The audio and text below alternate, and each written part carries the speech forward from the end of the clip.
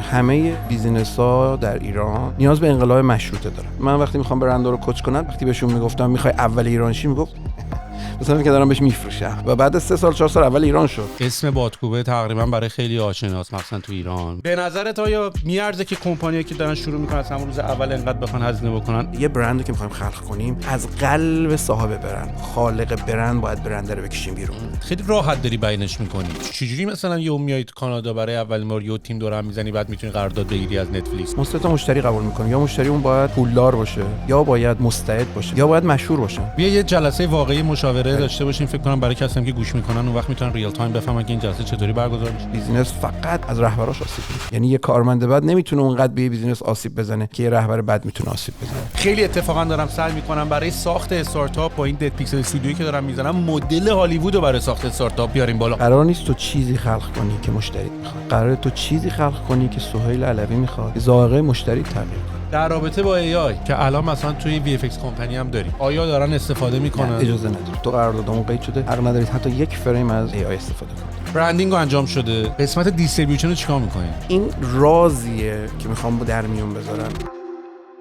برای اینکه یه برند بتونه یک آینده بزرگ خلق کنه، باید اونرش بیدارتر از اون چیزی که بیدار شه. یعنی آگاهی از گذشته است، حضور به اکنون و یه آن خلق آینده. خب ببین اینم من بزنم ایرپلین مود که همین دو ناس سرورد. خب راحت پیدا کرد اینجا رو؟ آره اصلا بغل دفترم. ولی خدایی همسایه‌ایم. هر روز از جلو شما رد میشیم میریم کافی شاپ هستیم بغل، کافه میده، کافه‌های خیلی خوبی داره اینجا. آره بالزاک.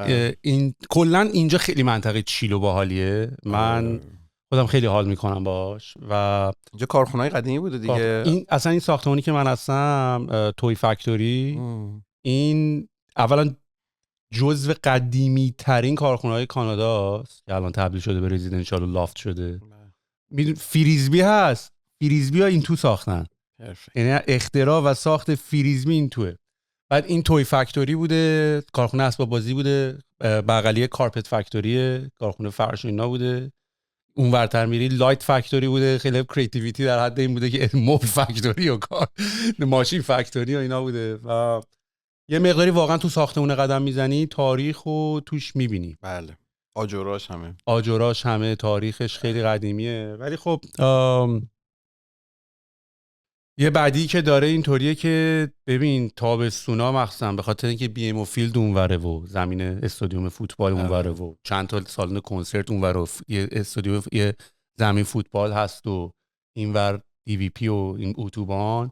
ببین تابستونا شده من در گاراژ پارکینگ رفته بالا نیم ساعت 40 دقیقه یه ساعت حتی نتونستم وارد خیابون اصلی بشم. واقعا اینجا قفل میشه. حالا تجربه نداشتم. لاک میشه. واسه همین یه نکته که وجود داره اینطوریه که میگن اگه اینجا زندگی میکنی دیگه نباید خیلی بیرون بری دیگه. و بعدش هم با اینکه داون تاونه، با اینکه خیلی غربه ولی خیلی دوری.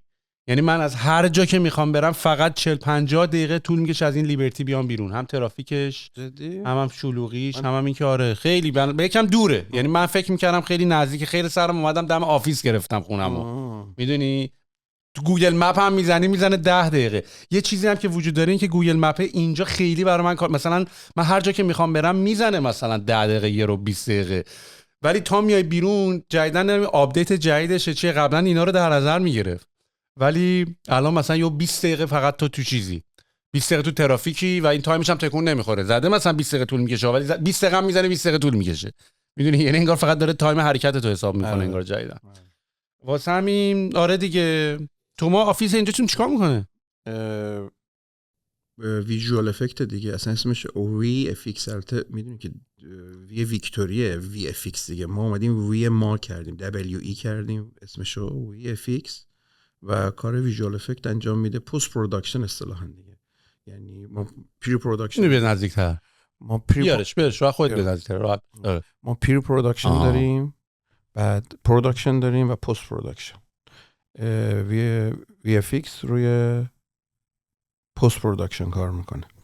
یعنی بعد از اینکه کست رو انتخاب کردن، فیلمنامه رو نوشتن، کرو انتخاب شد، لوکیشن ها رو میبینن، بعد میرن شوت که دارن میکنن، فیلم برداری که میکنن، از اونجا تقریبا پست پروداکشن شروع میشه میره تا زمانی که خروجی میگیرن که بره رو پرده یا بره رو ایر، تو نتفلیکس، اپل، جایی ببینن.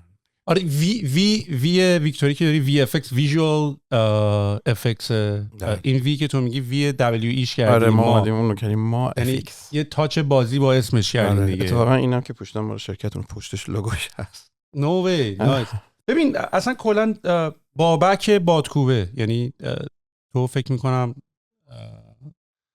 اسم بادکوبه تقریبا برای خیلی آشناست، مثلا تو ایران، مثلا کسایی که توی دنیای تبلیغات و مارکتینگ و کریتیویتی و خلاقیت و بادکوبه آژانس تبلیغاتی بود تو ایران، درسته؟ یعنی بیلبورد و اینا توش بود یا نه اشتباه میکنم؟ هست ولی رسانه نه، ما فقط خلاقیت و استراتژی و بیشتر رو این متمرکز بودیم، برای اینکه چون غرض آمد هنر پوشیده شد. وقتی صاحب رسانه میشی دیگه درست نمیتونی نسخه بدی. دیدی میری بیمارستان دکتر میگه برو یه رادیولوژی، تو نمیدونی این سهامدار بیمارستان داره میگه برو عکس بگیر، یا مثلا با رادیولوژی، یا واقعا تو لازم داری. وقتی آژانس‌های تبلیغاتی رسانه دارن مثلا به برندت میگی برو بیلبورد، نمیدونه واقعا تو الان باید بری رو بیلبورد یا استرابورد، یا تو چون که خودت صاحب استرابوردی داری نسخه میدی. به خاطر همین ما استراتژی خانوادگیمون بود هیچ وقت وارد رسانه نشیم به اون شکلی که به خاطر رسانه بیایم نسخه بدیم به مشتریامون، و به همین علت هیچ وقت رسانه نداشتیم. همیشه خلاقیت، استراتژی، و خب رسانه رو از کسایی که مدیا داشتن خرید می‌کردیم برای کلاینتامون. حالا هر کلاینتی هر رسانه‌ای لازم داره اونو براش می‌خریم. میفهمم چی میگی. یعنی منظورت اینطوریه که همون دیده بودی یه آیتم طنزم داشتیم، دکتر کاویانی میفرستادش برو شما برو داروخونه پایین یه دارو بگی، بعد اون میگفت برو پیش دکتر کاویانی، بعد هر کی پیش هر دکتری که میرفت این دایی اون بود، این عموی اون بود، این بود، همه فامیلیاشون هم یکی بود، بیشتر عمو. تو تبلیغات هم اینجوریه دیگه. وقتی تو رسانه داری اتومات هم اینجوری بوده. اصلا بچه‌ها وقتی میدونستن ما استرابورد داریم، اتومات وقتی می‌خواستن پلن کنن برای استرابورد چیه؟ بیلبورد، تابلوهای بزرگ استرابورد، یه تابلوهای تو ایران پای کوچیک‌تر، سایز کوچیک‌تر داره، تو خیابون زیاد. به اونم یه استرابورد. یا لمپوست مثلا پرچمایی که میچسبه، اینا حالا مدیاهای مختلفه. بعد وقتی ما مثلا یه صاحب یه رسانه بودیم، مثلا استرابورد داشتیم، بچهای استراتژیمون یا مدیا پلنمون وقتی می‌خواست پلن کنن، اتومات استرابورد میومد تو. ما استرابورد چه گوش؟ ما استرابوردامونه. بخاطر این باید حتما سرشو برید و رسانه میتونه کیفیت کار یه آژانس رو بیاره پایین به شدت. فکر می‌کنی کی کمپانی‌ها و یا شرکت‌ها نیاز به بیلبورد دارن، کی ندارن، کی تلویزیون، کی گوگل، کی اد؟ خب این که خیلی اصلا یه داستان خیلی پیچیده‌ایه دیگه. یعنی اینکه چه تایم الان گفتگو شروع کردیم یه جوری آروم انداختیم تو گفتگو یه بودی هم وسط گفتگو بذار قرض یه گفتگو شروع کنیم. سلام نه حالا سلام که همیشه هر لحظه سلامه و هر لحظه دروده، ولی اجازه بده میخوام چند چیز رو به اشتراک بذارم. اول اینکه میخوام ازت قدردانی کنم به خاطر این پادکستت، خیلی باحاله و خیلی کار میکنه. یه مهاجر و یه پسر ایرانی که کارتو داری تمیز و درست انجام میدی. مرسی ازت. من به عنوان کسی که الان مهمونتم و نمیدونم چرا من دعوت کردی، حتما یه خودت میدونی که این کارو کردی، ولی تا اینجا خیلی تمیز اومدی و به عنوان یک کارآفرین، به عنوان یک عضو برندسازی، تبلیغات، مارکتینگ، همینایی که تو گفتی نمیدونم، میخوام ازت قدردانی کنم به عنوان هم شنونده و هم کسی که شرکت کرد. مرسی ازت. مورد بعدی میخواستم ازت خواهش کنم، چون که منو دعوت کردی اجازه بدی که طبقه 16 و بادکوبه باشه، یعنی بابک بادکوبه باشه این گفتگو. و من توی کارم و توی زندگیم یه مدلی دارم و اون اینه که قبل از اینکه کاری بکنم تعهد یا نیتمو میگم. میخوام یه تعهد و نیتی برای این گفتگو داشته باشم. نمیخوام این گفتگو فقط یه گفتگو باشه.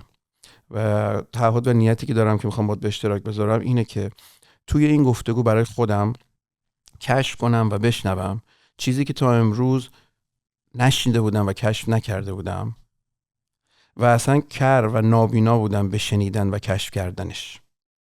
و همینطور برای تو و همینطور برای مخاطبا. میخوام مخاطبا از این گفتگو با همدیگه دسترسی پیدا کنیم به چیزی که واو تا امروز اصلا نمیدونستیم که نمیدونیم و تا حالا اصلا ما ندیده بودیم مگه میشه.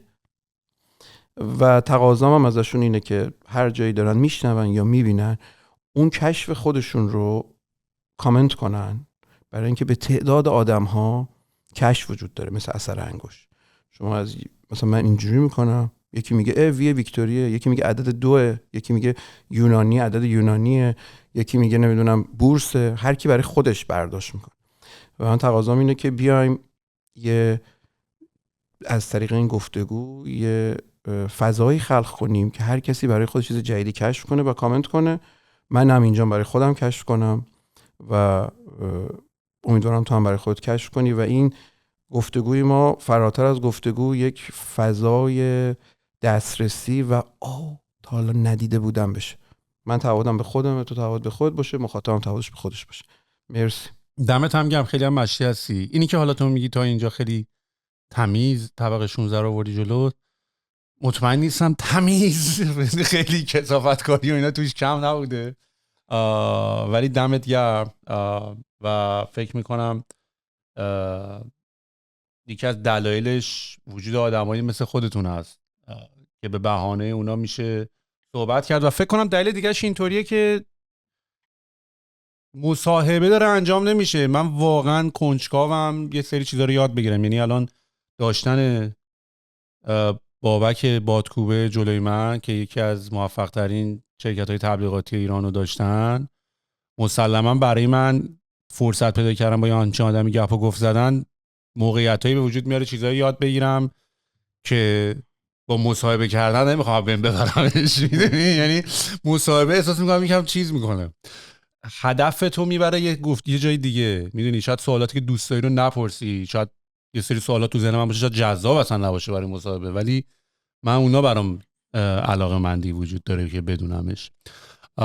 ولی خیلی دوست دارم اول اصلا داستان بادکوبه رو بدونم. یعنی بادکوبه بیشتر فکر کنم به گوش ما خورده به شکل، حالا دیگه از دید ما هم شرکت ها سنتی هراز شو بخوای بابک، میدونی یعنی این تیپ ایجنسی ها، چون معمولا هم شرکت هایی مثل شرکت های شما فکر میکنم بیشتر از این که با استارتاپ ها کار کنن که بی پولن یا پول مارکتینگشون رو فعلا اینطوری نمیخوان خرج بکنن، یعنی برای کمپانیایی که تقریبا استیجای وسطن یا به اصطلاح مید استیجن، اونجا خیلی منطقی تره. مثلا مثل تکدانه و از این ماست و موسی رو نمیدونم از اینجور چیزا تا یه استارتاپ. بنابراین خیلی جالبه که بدونم ICP تون یا ایدیال کاستومر پروفایلتون کیه، یعنی به کدوم سمت مشتریا میرین، اصلا نوع مارکتینگ یه همچین آژانسی چطوریه؟ آیا شما میرید برندها رو پیدا میکنید پیچشون میکنید یا برندها شما رو پیدا میکنن پیچشون میکنن؟ با چه سوالایی میان پیشتون؟ یا اصلا این پروسه اول توضیح بده، به خاطر اینکه ما هر موقع اومدیم با آژانس، یعنی من چه موقعی که VC بکت بودم توی اینجا، چه موقعی که خواستم تو ایران کار کنم، اون رقم قیمتایی که میشنوی از این آژانس‌های خلاقیت که مثلا قراره فقط یه جمله بگن که 3 تا کلمه توشه، که خب من خودم هم با بک‌گراند خلاقیت میام، یعنی آدمیم که به این چیزا برام ارزش داره. ولی خب وقتی در مقام مدیر عاملی یا مقام کسی که داره باجت تو منیج میکنه یا عدد رقم‌ها اینطوری که ما مثلا انقدر مثلا میگیریم، مثلا یه برند بوک بهت میدیم یا مثلا تایپ لوگو تو بهت میدیم، اینجوری که میفهمم ولی پولشو هم ندارم، هم که الان وقت این بریز به پاشا نیست. به نظرت آیا میارزه که کمپانیایی که دارن شروع میکنن از همون روز اول انقدر بخوان هزینه بکنن؟ اصلا شما یه همچین پروژه‌ای رو قبول خواهید کرد؟ ببین حالا با داستان بادکوبه میگم، اول بذار جواب این سوالو بدم که ما اصلا 3 تا مشتری قبول میکنیم. در 3 حالت مشتری ها میان پیش ما. بادکوبه اونجوری بازاریابی وسیع و اینا اصلا نداره. اصلا آژانس تبلیغاتی نباید بازاریابی داشته باشه. از طریق PR معمولا آژانس تبلیغاتی ها شناخته میشن و نمونه کارهای خوبشون و کلاینت ها میان پیششون. برای اینکه کلاینت باید خودش بخواد بیاد، تو میری سراغ کلاینت زره جواب نمیده. ما 3 تا مشتری قبول میکنیم. یا مشتری اون باید پولدار باشه که پول خوب ازش بگیریم، یا باید مستعد باشه، مثلا آسان پرداخت پرشین سویچ آپ یا تهران اینترنت 7-80 وقتی اومد پیش ما بودیم مستعده، یا باید پول نداشتن ولی استعداد رشد داشتن، یا باید مشهور باشن، مثلا LG که باش کار کردیم، سامسونگ که باش کار کردیم، یونیلیور که باش کار کردیم. بالاخره یا میاد توی رزومه ما باید بگیم آقا ما با این برند کار کردیم، اوکی، حالا پولم نداشت، استعدادم نداشت، نامش برای ما به درد میخوره. یا باید پولدار باشه، پول خوب بهمون بده، یا مستعد باشه بدونیم یه آینده بزرگی باش خلق میکنیم. این 3 تا ممیزی ماست. کلاینت وقتی میاد تو آفیس ما میشینه، ما این ستا رو چک میکنیم. اگه یکی از اینا یا سه تا اینا یا دو تا اینا رو داشته باشه، باش قرارداد می‌بندیم. نداشته باشه خب باش کار نمی‌کنیم. ولی داستان واتکوب اینه که خب من خیلی زود کودک کار شدم و 6 سالم بود که وارد کار شدم و رفتم تلویزیون و بازیگر شدم. و جالب اینه که از همون اولم توی کست و تیمای خیلی حرفه‌ای قرار گرفتم و باعث شد که من کودکی تو کار بودم و مدرسه هم میرفتم، ولی خب شبا که میومدم رفتم خونه معلمم درس میخوندم، همش سر سریال و فیلم و اینا بودم. به محض که 18 سالم شد و دیپلم گرفتم که همون موقع هم داشتم باز کار میکردم، مجری برنامه کودک بودم، بازم با یک کس حرفه‌ای، تابستان و پاییز و اینا، سریع به پدرم گفتم خب بریم شرکت بزنیم. من دیپلم گرفتم، دو تا دانشگاهم قبول شده بودم. بعد پدرم گفت شرکت چی بزنیم؟ پدر من کارمند، مادرم هم کارمند تلویزیون رادیو بود بابام، مادرم هم کارمند بانک بود. پدرم گفت شرکت چی بزنیم؟ گفتم شرکت بزنیم. من نمیدونم شرکت بزنیم. بعد رفتیم یه شرکت زدیم، یه دفتر گرفتیم تو خیابون کردستان، دقیقاً روبروی آقای امین تارخ، آموزشگاه خدا بیامرز امین تارخ، و اجاره کردیم و دفتر زدیم و رفتیم یه مجوز مؤسسه فرهنگی هنری گرفتم. دوره آقای میرسلیم بود، اواخر آقای میرسلیم. رفتم خودم یه مجوز گرفتم. البته خب پوستم رو کندن، اون موقع 1 سال طول کشید تا مجوز گرفتم. سال 76 بود دیگه. مجوز گرفتم، مؤسسه فرهنگی هنری زدیم. بابای ما هم که دیگه همون نسلی ان که زحمت کشیدن تو کشور، میشناسیمشون، خیلی کارهای بزرگ کردن اینا، اومد نوشت که غم نان عذر خودفروشی در هنر نیست. زد دیوار. گفتم یعنی چی؟ گفت برای پول هر کاری نمی‌کنه. دیگه این شرکت بنا شد تا امروز که بادکوب الان فعال، آژانس تبلیغاتی داره. خب ما ریبرندینگ کردیم. اسم من خب میدونم منشی شرکت برمی‌داره میگه روزگار طرفه بفرمایید. بله دفتر آقای بادکوبه است. من میدم این تضاد روزگار طرفه بود اون موقع، با بادکوبه نمیشه. گفتم چه کاری؟ ریبرندینگ کردیمش آژانس تبلیغاتی بادکوبه. و بعد از اون خب خیلی بهتر شد و کیفیت کار و ارتباطاتمون یعنی بهتر شد و شد بادکوبه‌ای که در حال حاضر فعال و نزدیک 200 نفر پرسنل داره تو فیلدهای مختلف کار میکنه. اما خب تبدیل به یه هلدینگ شد و شرکت‌های زیر مجموعه زد و فعالیتشو گسترش داد و دیگه الان فقط یک آژانس تبلیغاتی نیست. آژانس تبلیغاتی کورمونه، شرکت اصلیمونه، ولی در کنارش خودت میدونی دیگه کار آموزش میکنیم و کار انتشارات میکنیم و تو همش فقط در زمینه تخصصی. مرکز نوآوری داریم و اینویشن سنتر داریم و دیگه بخش شرکت تحقیقاتی داریم و استودیوی فیلمسازی داریم و هی تو همون فیلد خودمون، تخصصی خودمون توسعه پیدا کرد. بعد توی دبی دفتر زدیم و تو همین رشته دوباره توی کانادا دفتر زدیم و هی اینو توسعه دادیم. الان خودت به شکل روزمره درگیرش هستی یا نه؟ مثلا مدیر عامل داره و بچهای دیگه دارن کار رو انجام میدن و خودت که کانادایی الان؟ نه، من اعتقاد دارم که همه بیزینس‌ها در ایران، حالا در همه جای دنیا بیشتر، ولی من دارم ایران بذار صحبت کنیم چون که حالا تجربه جای دیگه هم دارم دیگه، نیاز به انقلاب مشروطه دارن. انقلاب مشروطه اینجوری بود که شاه بود، اومدن گفتن آقا تو شاه بمون، دستت درد نکنه، فقط این دامنه اختیاراتت ما می‌خوایم محدود کنیم، تو خیلی دامنت وسیع، هر غلطی دلت می‌خواد می‌کنی. من میگم خونه‌های ایرانی، بیزینس‌های ایرانی نیاز به انقلاب مشروطه دارن.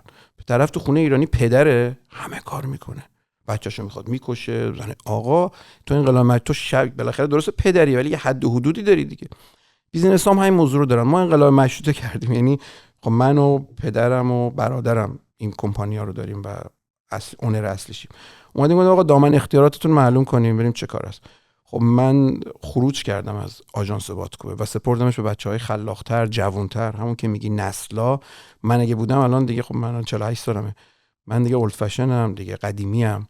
آدمای جوان دارن اونجا رو اداره میکنن و جالبه وقتی مثلا من اگر اونجا بودم 5 بود واحد گردش مالیمون، وقتی اومدم بیرون شد 15.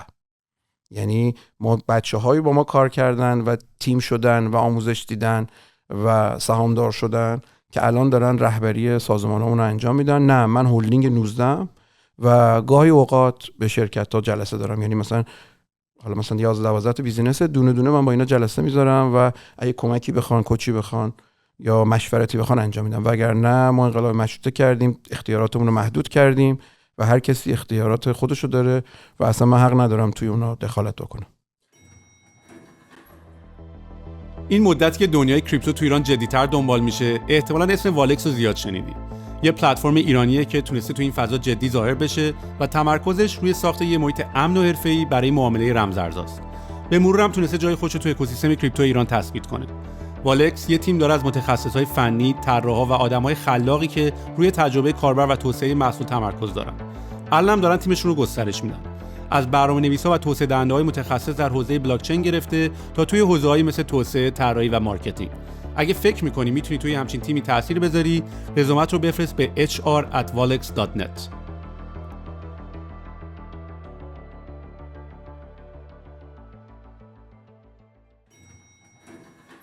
بابا چقدر فکر می‌کنی این داستان اینکه یه سری از آدم‌ها چپ مغزن، یه سری از آدم‌ها راست مغزن، یه سری‌ها توی خلاقیت، کریتیویتی و کارهای این تیپی خیلی خوبن، علاقه‌ش هم دارن، دوستش دارن. یه سریا ولی بیشتر خیلی انالیتیکال و مغز محاسبه‌گر و خیلی هم اتفاقا اینجور چیزا رو ولیو نمیبینن، یعنی حتی ارزش هم نمیبینن مثلا. و من با هر دو تا این آدما در ارتباط بودم و کار کردم. یعنی یه سری از آدما که خیلی براشون این مارکتینگ و مسیجینگ و کالت درست کردن مهمه. یه سری دیگه خیلی این چیزا رو ولیو نمیبینن و انجینیرینگ و مهندسی و برنامه و دیسیپلین داشتن براشون خیلی مهمه. احساس میکنی یه چیزی که آدما باش به دنیا میان یا میشه یادش گرفت یا اصلا یاد دادنی هست یا میشه یه آدمی رو که اصلا این کارو نیست تبدیل کرد به یه آدم خلاق؟ ببین یه بخشش ژنتیکه ولی یه بخشش تمرینه دیگه. حالا من میدونم که ژنتیک عضله‌اش خوبه ولی خب تمرین بکنه سفید مثلا سیاها عضله‌های خوبی دارن ولی خب سفیدپوستا میتونن برای قهرمان بدنسازی شن. یه بخشش ژنتیکه یه بخشش تمرینیه. ولی به نظر من کسب و کار اصلا لازم نیست یه رهبری توی کسب و کاری راست مغزه یا چپ مغزه بره بقیه رو اختیار کنه. اشکالی نداره. مثلا من آدم خلاقیم، خب میرم یه آدمی که خیلی دقیق و حسابگر رو استخدام میکنم، باش همکاری میکنم. من یه آدم خیلی حسابگریم، خب میرم با یه آدم خلاق همکاری میکنم. یه تبحره که تو بدونی چی نیستی. حالا لزومی نداره آدم همه چی باشن و چی هستی و اونی که نیستی رو بری استخدام کنی. اشکال نداره که مثلا یکی میگه آقا من خیلی آدم منطقی و حسابگریم. من میدونی دیگه با مدیرای خیلی زیادی کار کردم. تقریبا رو هفته 3 تا مدیر من جلسه دارم دیگه. میبینمشون بعضیا خیلی احساسی، هیجانی. حتی من مدیر دیدم که خیلی هم موفقه بلند شد جلسه رقصیده موقع حرف زدن و مثلا جونم چرا داره میرقصه حرف میزنه. و مدیرم دیدم خیلی دقیق و حسابگر، اونم موفق بوده. نکته اینجاست که تو به هر شکلی که هستی به عنوان یک رهبر کسب و کار یا کسی که میخوای کسب و کار اداره کنی میتونی موفق شی. اصلا مهم نیست راست مغزی یا چپ مغزی. مهم اینه که بدونی چی نیستی و چی هستی و بتونی اون یکی که نیستی رو در اختیار بگیری. ولی تمرینیه. این حرفتو خیلی دوست دارم به خاطر اینکه یکی از منتال مدل‌ها یا مدل‌های ذهنی برای اینکه بخوای تصمیم بگیری چی کار می‌خوای بکنی، به جایی که تعداد آپشناتو هی بگی این آپشنا رو دارم و این کارا رو میخوام بکنم، اول از همه لیست کارهایی که میدونی میخوای نکنی و اصلا اونا نیستی رو زودتر دراری. یا توی کسب و کارم مثلا وقتی تو یه بیزنسی داری درست میکنی، خب مسلما یکی از اشتباهات اولیه اینطوریه که تو میگی من میخوام یه سرویسی درست کنم که به همه آدما بفروشم. خب مثلا امکان نداره. آره این اصلا خب ولی خب خیلی هم طول میکشه. ببین مثلا اینا جزء همون داستاناست که بخوای به یه نفر اینو بگی، منتورت هم بیاد بگه، میگی آره باشه، ولی خیلی سخته برات این جا بیفته. چون تو یه محصولی داری، آقا من یه لیوان درست کردم، خب به کی میخوای بفروشی؟ به همه دیگه، همه لیوان لازمن دیگه، چرا به همه لیوان نفروشم؟ ولی در تکمیل حرفت میخوام بگم که ما به اونا میگیم ICP دیگه، مثلا ایدیال کاستومر پروفایلت کیه؟ اون آدمیه. ولی یه دونم انتای ICP داریم، یعنی این که آقا اینا اصلا اینا رو کاملا میدونم مثلا قرار مشتریام نباشن به این دلایلی که دارم. بنابراین این خیلی مهمه. ولی از یه طرف دیگه هم یه چالنجی که وجود داره اینه که ببین یه زمانی هست مثلا به قول خودت میگی یک مدیر عاملی یا یک اونر شرکتی میدونه که مثلا این کار نیست و کریتیو نیست، میاد کاملا بازی رو میسپاره به یه دست شرکت مارکتینگی و اون شرکت مارکتینگی میتونه بره جلو. به قول خودت شاید تو اونم تا یه حدی بره جلو. من نمیدونم چقدر این دیسکانکتی یا بی ارتباطی بین کسی که داره شرکت رو میچرخونه و یه کانسالتینگ فرم، مگر اینکه اون شرکت تبلیغاتی جزوی از اون کمپانی بشه. میدونی یعنی این که مثلا فرض کن مثلا یه شرکتی بیاد بگه که آقا من تمام مارکتینگ افورتام و تمام عملیات مارکتینگ رو میسپارم به یه شرکتی مثل بادکوبه، اصلا هم خیلی هم نمیخوام ازش سر در بیارم، شما خودت برو جلو. میدونی اینو من متوجه میشم تا که ممکنه شروع خوبی باشه، تا که میتونه به جلو رو نمیدونم. ولی یه کمپانی مثل از اپل، خب اپل در هر حال کارهای عجیب غریب زیاد کرده دیگه. یکی همون تبلیغ آی بی امش in 1973 like in 1985 اینجوری بود که مثلا میره برای آی بی ام یه دونه میسازه که ما داریم میایم به جنگ. خب اون ایده خود استیو جابز بوده. آره اون و خب پول خودش هم آخر میذاره، یعنی انقدری که بورد میگه این کار غلط، چون میره سوپر بول رو تبلیغ میکنن دیگه. و یه دونه هم آیپاد موقعی که اون سیلوئت سفید و مشکی رو درست میکنن، اونو دیگه مطمئن شم اون شرکتی ایجنسی که با اپل کار میکرد شیاد دی یه ایجنسی با شیاد دی این تو آره یا شاید دی میخوننش، شیاد دی شاید دی فکر کنم میخوننش آره. ولی خب خود استیو جابز منظورم اینه که میدونی یعنی برای مارکتینگش هم انگل داشت، میدونی برای پروداکتش هم انگل داشت. میدونی چی میگم؟ استیو جابز خیلی هم مثال خوبی هم مثال بدیه. من با برندها که کار میکردم خب اکثرا برندهای بزرگ بودن اینا، بعد دغدغه برندهای متوسط و کوچیک رو پیدا کردم، بعد رفتم مدرسه زدم، بعد انتشارات زدم، بعد فصلنامه زدم، ایزور زدم، سمینار گذاشتم که من چجوری میتونم کمک کنم برندهای متوسط و کوچیک موفق شن. و استیو جابز خیلی نمونه بدیه به خاطر اینکه به نظر من حالا بعد رفتم دارم 3 ساله هنوز تموم نشده، دارم یه کلاب کار میکنم که افراد بیان تو یک اکوسیستم بعد از یه مدتی تبدیل به یک بیزینسمن یا بیزینس وومن بشن. چون که بیزینسمن یا بیزینس وومن شدن مثل بدنسازی سیکس پکه. اینجوری نیست که مثلا تو یه قرص بخوری سیکس پک دراری یا بری باشگاه سیکس پک دراری. میگه آقا چیزی سیکس پک در میارم، میگه خوابت باید درست باشه، تغذیه‌ت باید درست باشه، منتالت باید درست باشه، ورزشت باید درست باشه، یا عالمه آپشن شما سیکس پک دارید. شما اگه میخوای بیزینسمن یا بیزینس وومن موفق باشی یه عالمه آپشن میخواد. و اتفاقا همینا مثلا یه بیزینسمن موفق باید به بدنش هم برسه. استیو جابز یه آدم استثنایی خیلی خلاق بود که وقتی از اپل اخراج کردن رفت پیکسار رو زد و خب اینقدرم عجیب عمل میکرد که فکر سلامتی خودش هم نبود و بعدم متاسفانه فوت کرد. یعنی اگه استیو جابز به فکر سلامتیش بود و میمون الان خیلی ماجرای فکر سلامتیش بود، ولی بیشتر فاز این بود که فقط من باید سبزیجات بخورم. نه ببین حالا نمیخوام وارد زندگیش بشم و اصلا در موردش صحبت کنم. وقتی مطالعه میکنی زندگیش با دخترش، زندگیش با همسرش و میبینی رفتارهای عصبانی که داشته و امثال هم، میخوام بدونیم درسته استیو جابز موفق بوده ولی در خلق یک محصول نوآورانه. همین. آره منم کاملا اصلا من به ساید شخص زندگی رو کار ندارم. خب حالا تو بیزینس من وقتی میخوام برندها رو کوچ کنم دقیقاً به ساید شخصیشون کار دارم. میگم ببین تو فرمون این بیزینس دستته.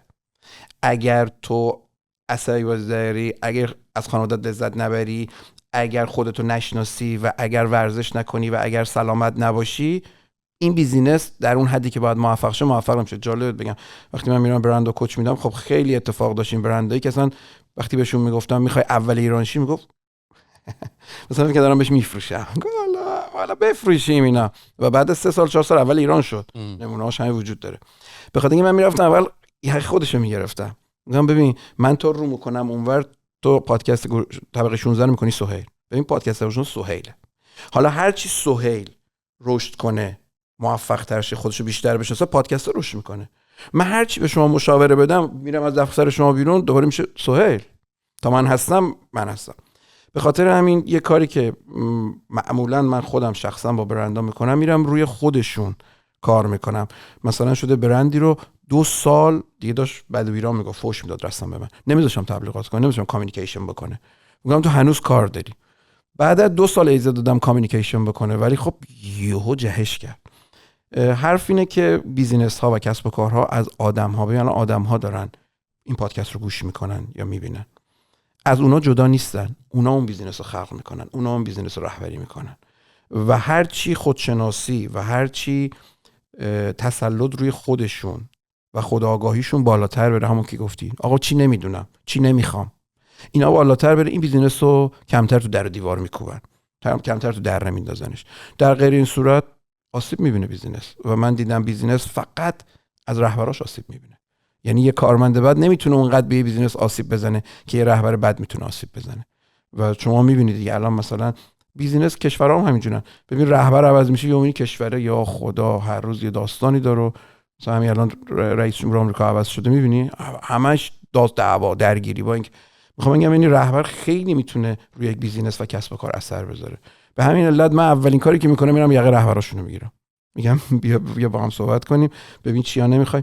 به همین علت باید رفت پیش متخصص، فرق نمیکنه کدوم آژانس. شما وقتی میری پیش آژانس تبلیغاتی بهت میگه تارگتت کیه، میگه همه ایران، میخنده میگه خب باشه حالا مثلا همه ایران چرا میشورش میتراشش آخر خداوکیلی تارگت واقعی تو در میاره. میگه ببین درست همه ایران میتونن لیوان تو رو بخرن ولی تو این لیوانو داری برای این گروه درآمدی، این گروه سنی و این جغرافیا تولید میکنی. قبول دارم همه دنیا شاید بخرن لیوان تو رو ولی ما با اینا داریم صحبت میکنیم جغرافیاش کیه، سنش کیه، درآمدش کیه. اون وقته که می‌بینی همه چی داره قدرت میگیره، همه چی داره سرعت میگیره، همه چی داره بهتر میشه. به خاطر همین من پیشنهاد میکنم استارتاپام حتما مشاور بگیرن. مشکلی نداره، میگن آقا ما انقدر پول نداریم. خب با آژانسشون صحبت میکنن، میگه ببین بیزینس مثلا روزی که ما با آسان پرداخت پرشین سویچ شروع کردیم که اسمش گوشیم آپ 500 میلیون پول داشت، بعد 13,000 میلیارد فروش رفت.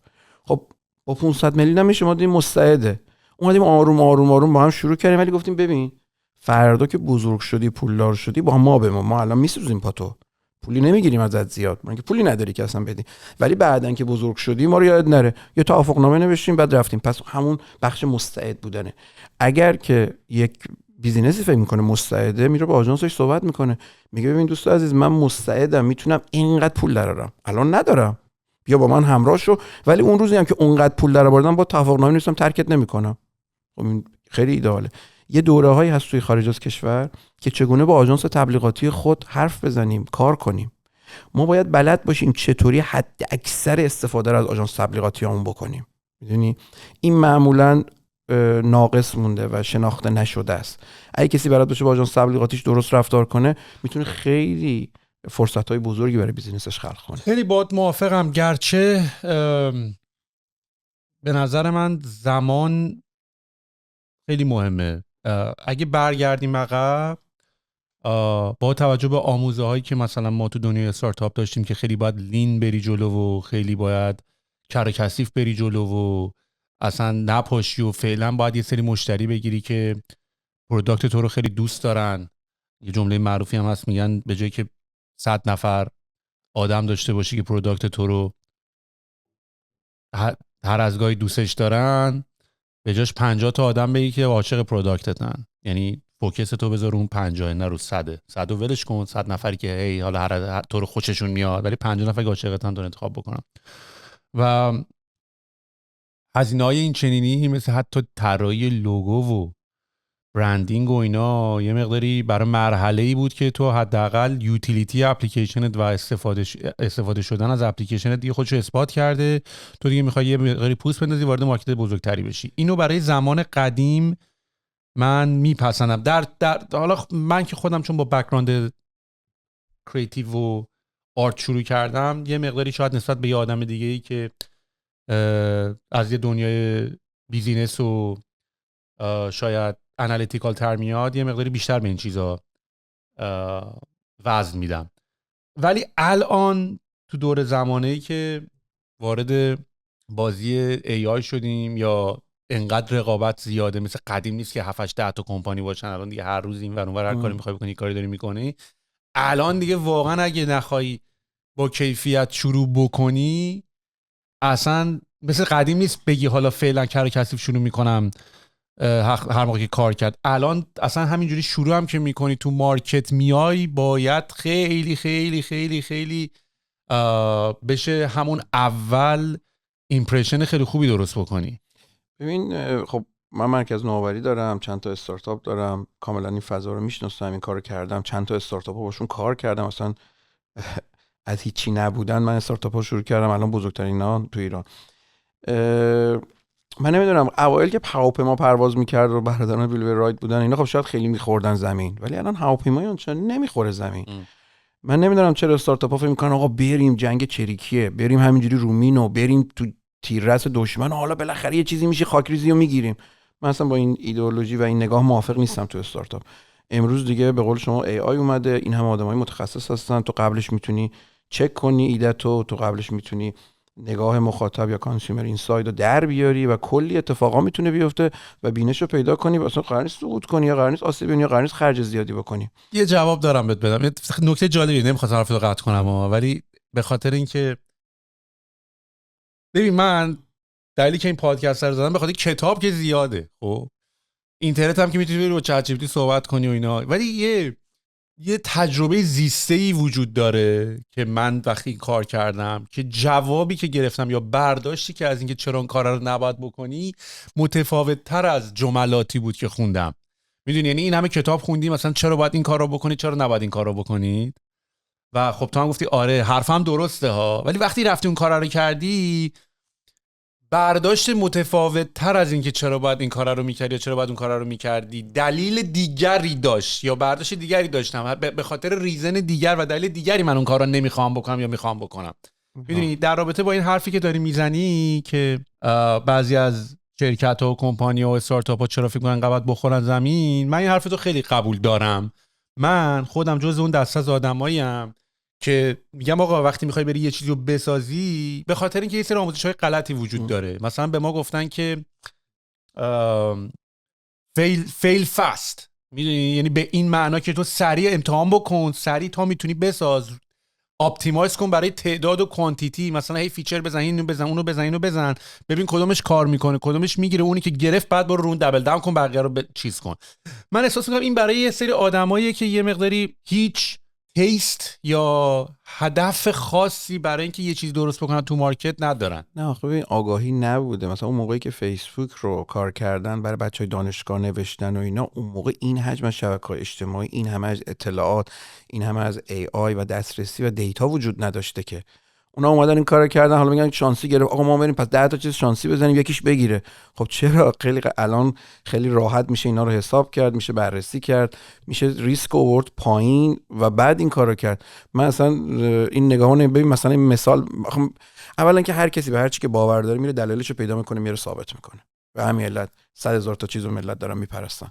هر کی هر چی رو داره میره باورشو پیدا میکنه، دلیلشو میاره میذاره اینجا. من الان دلیل خودم میخوام بذارم. ببین مثلا وقتی آسان پرداخت پرشین سوئیچ اومد پیش من، اسم آپو که من گفتم و برند پوزیشنینگش که کردم، خب موفق شد، رفت اول شد و خیلی توپ اینا. بعد یه شرکت دیگه اومد پیش من، تهران اینترنت، گفت منم میخوام یو اس اس دی بزنم، کدم ندارم. حالا آپ 733 رو داشت، کدش هم تو بگو.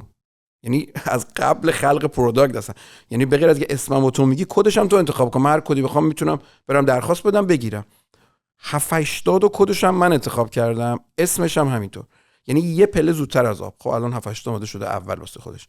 میخوام بگم وقتی متخصصش مثلا نمیدونم مثلا پزشکی، آقا بذار من خودم بدنمو بهتر میشناسم، میدونم چی بخورم خوب میشم. آقا یه سری آدم رفتن درس خوندن، 100 بار شکمو پاره کردن، خب برو از اونها استفاده کن، باشه تو علم خودت هم سر جای خودش. نمیفهمم این دنیای استارتاپ چرا اینقدر علاقه داره بگه مثلا من اینم نمیفهمم، این جملات انگلیسی میگن اصلا تو شکست نخوری موفق نمیشی. یعنی چی؟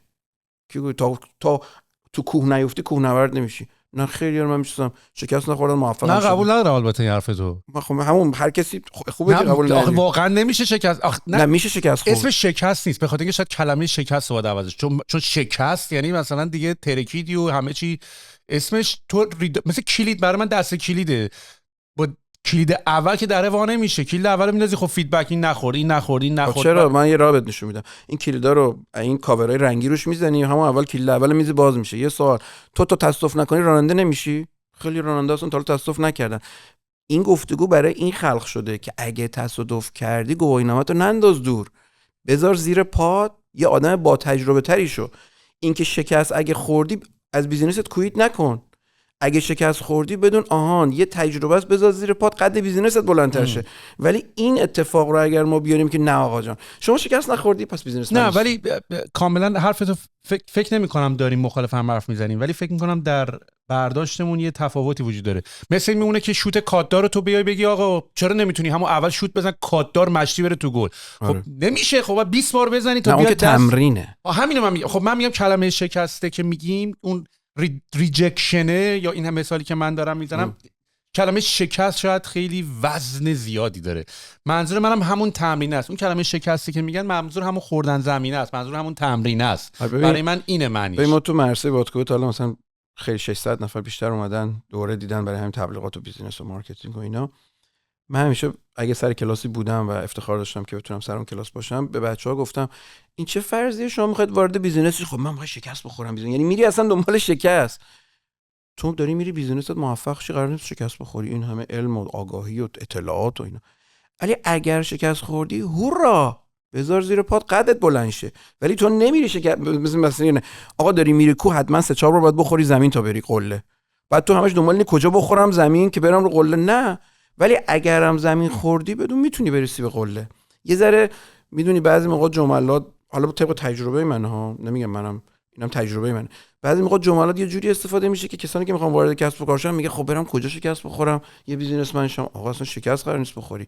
ولی اگه شکست خوردی جا نزن، بدون این هم جزء پروسه بوده. شاید هم هرگز شکست نخوردی، چرا باید شکست بخوری؟ این نگاهی که من معمولا در میون میذارم با برندها یا با بچه‌هایی که داریم با هم کار میکنیم. خب این استفاده از تجربه گذشتگان و متخصص نیاز به پول داره دیگه. میدونی نیاز به این داره که تو روابط تو ساخته باشی، پول داشته باشی. آره منم اگر ایلان ماسک بودم الان بخوام شرکت جدید بزنم میدم کریتیو ایجنسیمو یه کمپانی انجام بده، اد ایجنسیمو یه کمپانی. تو آمریکا راهکارشو درآوردن، میدونی که همه این علوم از آمریکا اومده و راهکار اتفاقا دیدم بعضی موقع توی طبقه 16 گفتگویی میشه که ببخشید انگلیسی میگم اینا، ببین قرن 4م 5م 6م علم به عربی تولید میشده. بعد ایرانیا چون که علم رو میگرفتن همه عربی حرف میزنن، به همین علت 20% کلمات فارسی امروز عربیه. جالبه، من اینو یه استوری دیدم. اعداد نه اصلا خود علم در قرن 4 و 5 و 6 اصلا به عربی خلق میشده. یعنی تولید کنن، محل تولید علم عربا بودن. به همین علت ایرانیا کلی کلمه عربی استفاده میکردن و 20% زبان فارسی شد عربی. الان مدتیه که تولید علم توسط زبان انگلیسی داره اتفاق میفته. یعنی تمام کتابای مارکتینگ، برندینگ همه آمریکایی و انگلیسیه. در نتیجه تو گفتگوها انگلیسی داره میاد و حالا ما به عنوان فارسی زبان‌ها یه جایی از عربی استفاده کردیم، 20% عربی، ما تو الان داریم از انگلیسی استفاده میکنیم. باید حواسمون باشه که فارسی رو هم نگه داریم. کلمات معادل مثلا برند در آوردن معادلش ویژند، نمیگم استفاده کنیم، فقط بدونیم که اگه برند ویژنده به فارسی، کلمات جدید که انگلیسی همه جا رو نگیره، همونطور که عربی 20% گرفت حداقل انگلیسی هم 20% بگیره، نه همشو بخوره.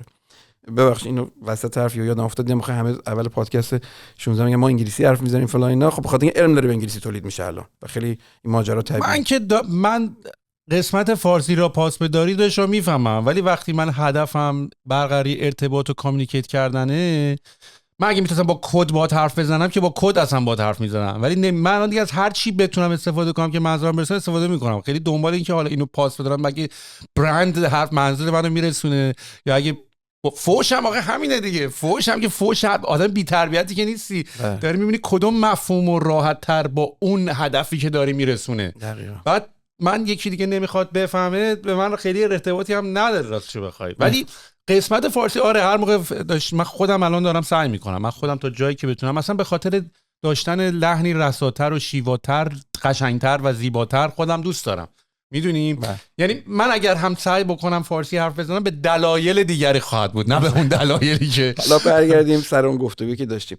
چه کار کردن توی آمریکا که حالا علمم در اونجا الان تولید میشه؟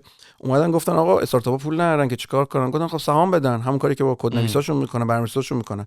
شما برید به یه آژانس تبلیغاتی که بهش ایمان دارید بگید خب آقا ما الان پول نداریم ولی میخوایم یه اسم درست حسابی انتخاب کنیم و میخوایم یه اول که پوزیشنینگ دیگه، یه پوزیشنینگ درست حسابی، یه اسم درست حسابی و یک پلن کامیونیکیشن مشتی داشته باشیم. پولم نداریم، نگاه کنید اگه ما استعداد داریم و فکر میکنید رو ما اینوست کنید، بیایید شما این کارا رو برای ما بکنید، ولی رسیدیم به اینجا اینقدر سهام مال شماست.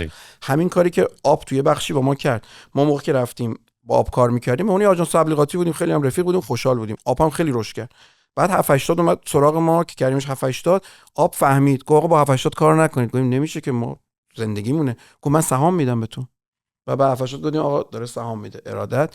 دیگه با 780 کار نکردیم، اومدیم با آب با 780 گفتم برید سهام بگیرید و آب به ما سهام داد. خب این خیلی ساده است. شما پول ندارید الان مثلا ریحون رو دارید. نمونهش چیز دیگه، نقاش فیسبوک دیگه که اصلا ویدیوش هم تو یوتیوب هست، خیلی معروفه. بعد اصلا نقاش اینقدر معروفه جوروگن رفته این برام. من نمیدونم چیه. به نقاش نقاش کسی که میاد آفیس فیسبوک رو رنگ میکنه، پول نداشتن بدن آفیس رو رنگ کنه، بهش استاک فیسبوک میدن. 20 میلیون دلار کش اوت میکنه پسره. بعد ولی الانم مثلا هپی نیست، میگه پول خرابم کرد، میدونی کلا. ولی آره این داستانی که تو داری میگی یعنی اینطوری یه راهکاره دیگه. آره ولی حالا تو مردی به کابینت ساز تو ایران و استاک استارتاپ تو بده، ببین میاد برات دست میکنه یا نه. به خاطر اینکه ببین خیلی حرف درستی زدی و حرفت هم یعنی یادت باشه، چون میخوام دوست دارم ادامه بدی. یعنی اینکه آمریکا این مدلشو پیدا کرد برای که پول نداشتن ولی بتونی کار حرفه‌ای انجام بدی و اینا واقعا نکته مهمیه. ببین به خاطر اینکه ماها استارتاپش و ایدهشو برداشتیم، بعد آوردیمش تو ایران، هیچ کدوم از این دلایلی که چرا استارتاپ‌ها تو ایران تو دنیا کار کردن و وارد نکردیم، فقط اون قسمت ایده پشت کامپیوتر نشستنشو وارد کردیم. بعد که نشد، حالا داریم بررسی میکنیم، داریم به خودمون هم فوش میدیم که شما اومدین تو ایران نتونستین موفق شین، الکی این حرفا رو نزنین و اینا، میدونید. ولی در حقیقت داستان همینه دیگه. یا مثلا من مدل هالیوود خیلی برام مدل جالبیه، میدونی یه استودیویی یه اسکریپتی داره، یه باجتش مشخص میشه. مثل استارتاپ اینقدر درب و داغون بری تو اینترنت جاب پستینگ بذاری اینو اونو پیدا کنی نیست. یه ایجنسی فیلمبرداری هست، یه ایجنسی چیز هست، ویژوال افکت هست، یه کارگردان انتخاب میکنی، کست هست، میدونی. یعنی من خیلی اتفاقا دارم سعی میکنم برای ساخت استارتاپ با این دد پیکسل استودیویی که دارم میزنم مدل هالیوود رو برای ساخت استارتاپ بیاریم بالا. حالا که اون قسمت انسانیشم که روابط، چون استارتاپ زدن فقط هم بحث ساخت محصول نیست که این روابط انسانی اون پشت بتونی بسازی که تازه بتونیم دور یه میز بشینیم با هم دیگه حرف بزنیم. بنابراین به خاطر اینکه برگردی به ادامه حرفت میخوام بگم آره این نمونه که داریم به نظرم واقعا نکته مهمیه که استاک میدن. این فیسبوک هم حتی پول نداشته، پول رنگکارشو بده، اینطوری رفته. و از یه زاویه دیگه هم بگم، میخوای جمله عوض کنی من توشی برام بشینم و یه داستان دیگه هم که میخوام بهت بگم اینه که متاسفانه ولی توی ایران خب نبوده. ببین این میتونی آخر یهو بیای بستش بدی با آخرش. وقتی شرکت ها آی پی او نمیشن این استاک ارزشی تو ایران نداره. تو الان تو ایران بری به یکی بگی استاک من بهت میدم، اینجوری که نداشت که کشو بچسبم فعلا نقدتره. میفهم. ببین خب خیلی چیزا تو ایران چون که ما سالهاست قرنهاست مصرف کننده شدیم وارد میشه ولی فرهنگش وارد نمیشه. خودرو وارد میشه، من یادم ماکروویو وارد شده بود، موبایل وارد میشه، فرهنگش وارد نمیشه. مثلا ماکروویو وارد شده بود، تونه ماهی میذاشتن توش، تخم مرغ میذاشتن توش، هی فاجعه رخ میداد. بعد من یه بار خیلی دغدغه داشتم، نشستم یه عالمه محتوا در آوردم فرهنگی. چه فرهنگایی ما تو ایران نداریم؟ مثلا همین کتک زدن، کرون بستن، ماکروویو، گرم شدن کره زمین، نمیدونم بچه‌ها رو نزنیم، آشغال زمین نریزیم، تفکیک هر چی که تو فکر کنی 100 خورده ای شد. بعد رفتم برای 100 خورده ایش آگهی فرهنگی ساختم. یهو شد 100 خورده آگهی فرهنگی. حالا تو چه کاری، تو چه کاری؟ دغدغه داشتم که چرا یه چیزی وارد کشور ما میشه فرهنگش نمیاد. مثلا آژانس تبلیغاتی وارد میشه ولی فرهنگش نیست، فرهنگ استفادهش نیست. ماجرا اینه که مارکتینگ و برندینگ هم میاد، فرهنگش نمیاد. استارتاپ میاد، ناقص میاد، یه بخشیشو اجرا میکنیم. یه بخش اصلیش اینه که اصلا استارتاپ یعنی اینکه تو شیر کنی، یعنی اینکه سهامتو شیر کنی. یه سری افراد به قول تعالی نقاش، حالا نه تا این حد، ولی مثلا آژانس خلاقیتی که قرار کامیونیکیشن نقاش خروج میکنه، یعنی یه روز کار میکنه میره 2 روز. ولی مثلا آژانس تبلیغاتی که قرار اسم تو رو داره، لوگوی تو رو داره، رنگ تو رو داره، کامیونیکیشن تو داره، پوزیشنینگ تو داره، سنس تو داره، اینا باید باشه دیگه. حالا باید بمونه که باید تغییر بده، مانور بده، بازار عوض میشه، جامعه عوض میشه، نسل عوض میشه، مگه میشه؟ خب این خیلی راحت میتونه سهامدار شه. و بیاریش بگی آقا بیا مشارکت کن و شریک شو. و کاری هم که باد میکنن بهش میگن گلدن هندکاف دیگه، دستبندهای طلایی. یعنی دستبند بهت میزنه که آقا تو به من وصلی، ولی گلدن هم هست، طلایی دیگه. یعنی تو رو دارم نگرت میدارم برای ایمپلوی‌ها، آدمای مهم خیلی و من قول میدم جواب بگیرن. من برندایی داشتم و هنوزم دارم که اینا از ایران خارج شدن، رفتن تو اسپانیا، تو ترکیه، حتی رفتن تو بیزینس‌های دیگه، ولی هنوز با ما در ارتباطن. میگم آقا تو اسپانیا، میگه نه اینو شما به من، یعنی چون که جواب گرفته. دیدی مثلا تو میری یه بنگاهی خونه میخری، هر جا میخوای خونه بخری برمیگردی به اون بنگاهیه، احساس میکنی نه با این پس جواب گرفتن که یارو تو اسپانیا هم به من زنگ میزنه، تو ترکیه هم به من زنگ میزنه که ببخشید من این بیزینس اینجا رو انداختم، میشه کمک کنید. میخوام بگم استفاده از متخصص همیشه جواب میده. ما باید بلد باشیم از متخصص استفاده کنیم، بتونیم ازش حد اکثر استفاده رو بکنیم. خیلی نمونه‌های زیاد دارم، رو نمیدونم اصلا چقدر تو حوصله کاره، ولی هم برای خودم این کارو کردم، هم برای برندهای دیگه تو انواع مدل‌ها، یعنی از استارتاپ تا بیزینس سنتی تا بیزینس ورشکسته تا بیزینسی که می‌خواد خلق بشه. این تجربه رو دارم به صورت عملی و دیدم. ببین یه سوالی که برای من و فکر می‌کنم خیلی دیگه وجود داره، این تو وقتی ایجنسی، آژانس یا کانسالتینگ فرم یا تیم مشاوره داری، همیشه این سوال وجود داره که چرا استارتاپ خودتو نمیزنی، چرا یه کمپانی خودتو نمیزنی، چرا این انرژی و تالنتی که داری رو برای خودت به کار نمیگیری. فکر کنم حالا یکی از دلایلش اینطوری میتونه باشه که ما چون کارمون اینه علاقه داریم اینو برای چندین برند بکنیم و چندین کار ازش بسازیم. چه جوابتو من میدم، خودت بپرسم دیگه. کاملا گفتگوی درستیه و ما بارها با برادرم و پدرم بهش فکر کردیم و خبر خوب اینه که ما برندهای خودمونم داریم. ما الان تقریبا نزدیک 12 تا کسب و کار داریم که مثلا توی آمریکای شمالی، کانادا هست، توی دبی هست و توی ایران هم هست. پس ما برندهای خودمون رو داریم. به غیر از اینکه برندهایی رو کوچ کردیم و برندهایی رو خلق کردیم و برندهایی رو ریپوزیشنینگ کردیم و توسعه دادیم برای خلق الله، برای خودمون هم این کار کردیم. این نیست که نداشته باشیم. الان حداقل تو اطلاع داری که ما داریم دیگه تو 3 نقطه از دنیا متنوع برندهایی داریم که دارن کار میکنن و اصلا ما میگفتم مرکز نوآوری داریم، 3 تا استارتاپ فعال داریم. مثلا همین دغدغه‌ای که میگه آقا این استارتاپ‌ها تا برن با این گرافیس حرف بزنن، یه لوگو بزنن، اصلا استارتاپ چجوری گرافیس، اصلا یه استارتاپ تو مشهد، توی یزد، توی چه میدونم اتریش، چجوری بره یه آژانس تبلیغاتی وقت بگیره بره آفیسش بشینه. میفهمم چی میگی. ما اومدیم استارتاپ زدیم به نام کوورک. کوورک چجوریه؟ تو میری تو کوورک سفارش میذاری، میگه آقا من یه لوگو میخوام، پیچ میذاری. تمام فریلنسرهای دنیا که ایرانیان بیشتر دیگه، بچه‌هایی که در سر دنیا میان نگاه میکنن، میگن آقا ما اینو قبول میکنیم، این لوگو رو ما برات میزنیم، اینقدر پوله. تو میری لیست پولا رو نگاه میکنی، مثل 99 دیزاین، مثل آپ ورک. آخه 99 دیزاین هم اینطوری بود که تو بید میکنی، مثلا میگه آقا من $200 میدم لوگو میخوام. البته الان اونا اخیراً که با چکشون کردم بیزنس مدلشون رو عوض کردم، ولی مثلا تو میای میگی من $200 $500 میدم یه لوگو میخوام، 99 تا دیزاین برات سابمیت میشه، هر کسی دیزاینش رو اول سابمیت میکنه، بعد هر کدوم انتخاب کردی پولو میگیره. این هم همینجوری. حالا ما اینجوریه که چون که یه علم تبلیغاتی پشت این استارتاپ هست، ما میایم یه بریف میدیم، یه AI تربیت کردیم، AI میاد نیاز تو رو شناسایی میکنه، میره علمی با اون دیزاینره یا استراتژیسته، حالا تو همه بخشای تبلیغات صحبت میکنه، اونو هدایت میکنه که بهترین خروجی رو ازش بگیره، پول پیش کوورک میمونه، خروجی رو که دادی اون اکسپت کرد پول آزاد میکنه و اون یعنی اصلا نمیخواد بره سراغ آژانس‌های بزرگ. مثلا خب این یه استارتاپ الان رانه داره کار میکنه، یا یه استارتاپ تو زمینه املاک داریم کار میکنیم که به زودی لانچ میشه. میخوام بگم املاک تو کجا دیگه ما جا نداریم. میدونی ایران، منظورم املاک برای ایران یا برای کانادا؟ نه کلا اینترنشنال، هم ایران میشه لانچ، هم دبی میتونه لانچ، هم کانادا میتونه لانچ، همه جا میتونه. بریم به جنگ زیلو؟ نه جنگی نداریم، هم دوستیم، گاهی اوقات میکشیم هم دیگه.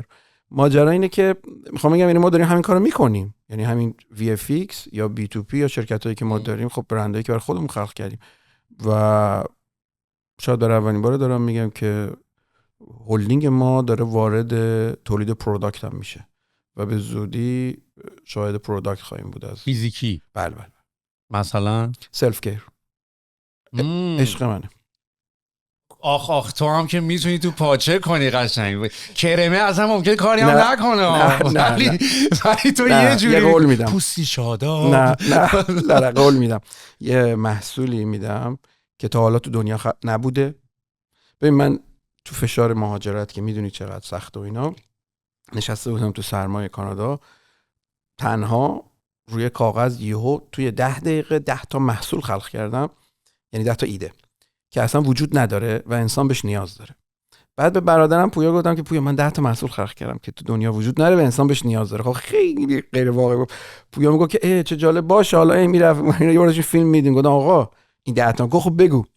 گفتم یکشو میگم برای اینکه خب کپی رایت داره دیگه. الان به داداشم گفتم یکیش اینه. گفتم این وجود نداره. گفتم نگو عجب باحاله. بذار زد توی آمازون، زد تو گوگل، زد تو ای آی، زد توی علی بابا. گفت چرا نیست؟ گفتم سلام علیکم. گفت نکتای دیگه هم بگو. حالا نمیدونم چقدر موفق بشه ولی طبیعتا با تمام سواد، آگاهی و تجربه‌ای که دارم آوردم وسط و دارم 10 تا پروداکت خلق میکنم. تا حالا ما همیشه سرویس بودیم، یعنی خدمات میدادیم. ما باید به 7 تا پیمون توجه میکردیم تا امروز که بتونیم خدمات بدیم.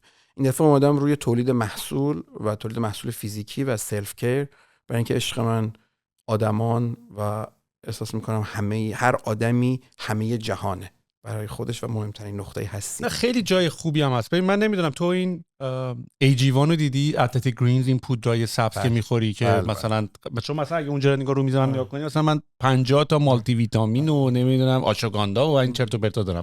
صبح من اخواب ها میشم نزدیک یه مش قرص فقط میخورم. ایجیوان مال خانوما نیست؟ نه من فکر بلکه دخترم به معرفی که فکر کنم مال خانم. نه بعد حالا نکتهش اصلا همینه. میخوام بهت بگم که بعد با یه مارکتینگ خیلی قوی شروع کردن. همینو میخوام بگم ایده اولیه مارکتینگ یعنی انگل و زاویه اولش اینطوری بود که آقا این کابینتتو خالی کن، میونه این همه قرص رو نمیخواد چیز بخوری، اینا 20 قرص بخوری، اینو بگیر تو آب اینطوری حل کن برو بالا تمام. خب ولی حالا بعدن کاشف به عمل اومد که حالا کاشف پشتشو بخونی، این اومدن یه پودری درست کردن اسمش هم گذاشتن اتلتیک گرینز، یه رنگ سبز خوش رنگ هم داره که قشنگ این احساس رو به تو میده که داری یه چیز واقعا سالم و یه طعمی هم داره میدی. یعنی مثلا واقعا میخوری فکر کنی حالت خوبه، نخوری فکر کنی حالت بده، نخوری وای من مثلا اتلتیک گرینزمو نخوردم.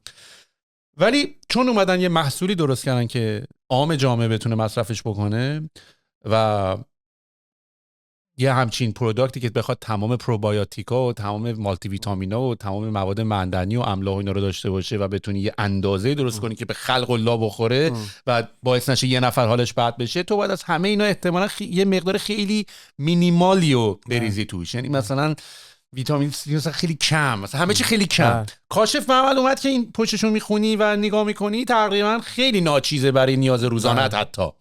میدونی بعد من نیما که دوستم که جفتمون داشتیم میخوریم گرون هم هست آخه، مثلا فکر کنم مثلا نصف پول اینا رو مثلا 3 4 5 سال ما داریم بدیم. گفتم من تو اصلا چه میدونیم تو این چیه، همینجوری فقط میخوریم میریم بالا، آره حسش میخوریم. همینو میگم اگه هیچی هم نبود ما میخوردیم باز، یعنی اگه این 0 چیز هم داشت درصد. حالا یه سری جالب بگم، خب من میدونم سوال مارکتینگ 28 سال دارم کار میکنم، برندهای زیادی دیدم که با دروغ یا فریب یا بزرگنمایی موفق شدن ولی موفق نموندن، سقوط کردن بارها و بارها. یکی از اصول من در تبلیغات اینه که تبلیغات دروغ نباید بگه. مثلا ما توی بادکوبه هیچ وقت چیپس، پفک، نوشابه، سوئیس کالباس، مشروب، سیگار تبلیغ نکردیم. چرا؟ گفتم من که برای جامعه ضرر داره، قد بچه‌ها کوتاه میشه، آسیب میبینن و بودجه‌های بزرگ رو از دست دادیم ما. به غیر از این دروغ هم نمیگیم. اذیت نکن. جدی میگی؟ یعنی مثلا تو اگه یکی بیاد بادکوبه بگه تبلیغ چیپس بکنم میگی نمی‌کنم. الان میگم بهتون، اصلا بریتیش تاباکو اومد پیش ما اون موقع فکر کنم 15 سال پیش 1 میلیارد تومان بودجه BTL داشت از استندای سیگار بزنه و بعد پروموت. اینجوری بود که مثلا سیگارش می‌ذاشتی جیبت، میرفتی تو پارک بعد پروموتر میگرفتیم. یکی داشت سیگار میکشید بهش گفت چی میکشی؟ مثلا گفت نیست. میگه اینو ببین، میذاش لبه درش پندک میزد، وقتی اون داشت پوک میزد بعد یه جمله‌ای میگفت. این کارهای تبلیغاتی اینجوری ما این رد کردیم. یه برند ما خلق کردیم به نام پوفیلا که پاپ کورن میزد، خیلی هم مشهور شد تو اون سالها. خود آقای گوگانی که الان اتفاقا کانادا هستن پفک زدن، اومد گفت پفک من اینو با علاقه به من پویا به من بخنگ ما پفک تبلیغ نمی. واه دیوونه اید، برند پوفیلا مال شماست. پفکشم گفتم ما پفک تبلیغ نمیکنیم و فرستادیمش رفت یه آژانس دیگه. و به غیر از این، حالا اینش که زیاد مهم نیست، مهم اینجاست که برندا میان پیش ما میگن ما این لیوانو داریم برامون تبلیغ کن. بگو مثلا نشکنه. میگه مگه نشکنه؟ میگه نه ولی خب دیر میشکنه. میگیم نه نمیخوای اینو بگی. حقیقت قدرتی داره و سرعتی به برندها میده. من هر چی برندها امروز موفق کردم با حقیقتش موفق کردم. دروغ به شدت قدرت رو میگیره. ببین داری در مورد برنده صحبت میکنی، ترکوندیش دیگه، گفت واسه من نمیخوام بابوشم خودین اصلا خیلی ناچیزه. پس یه لحظه اومد بالا، همه خریدیمش، ولی الان تو رسانه داری، تو رسانت سقوط کرد.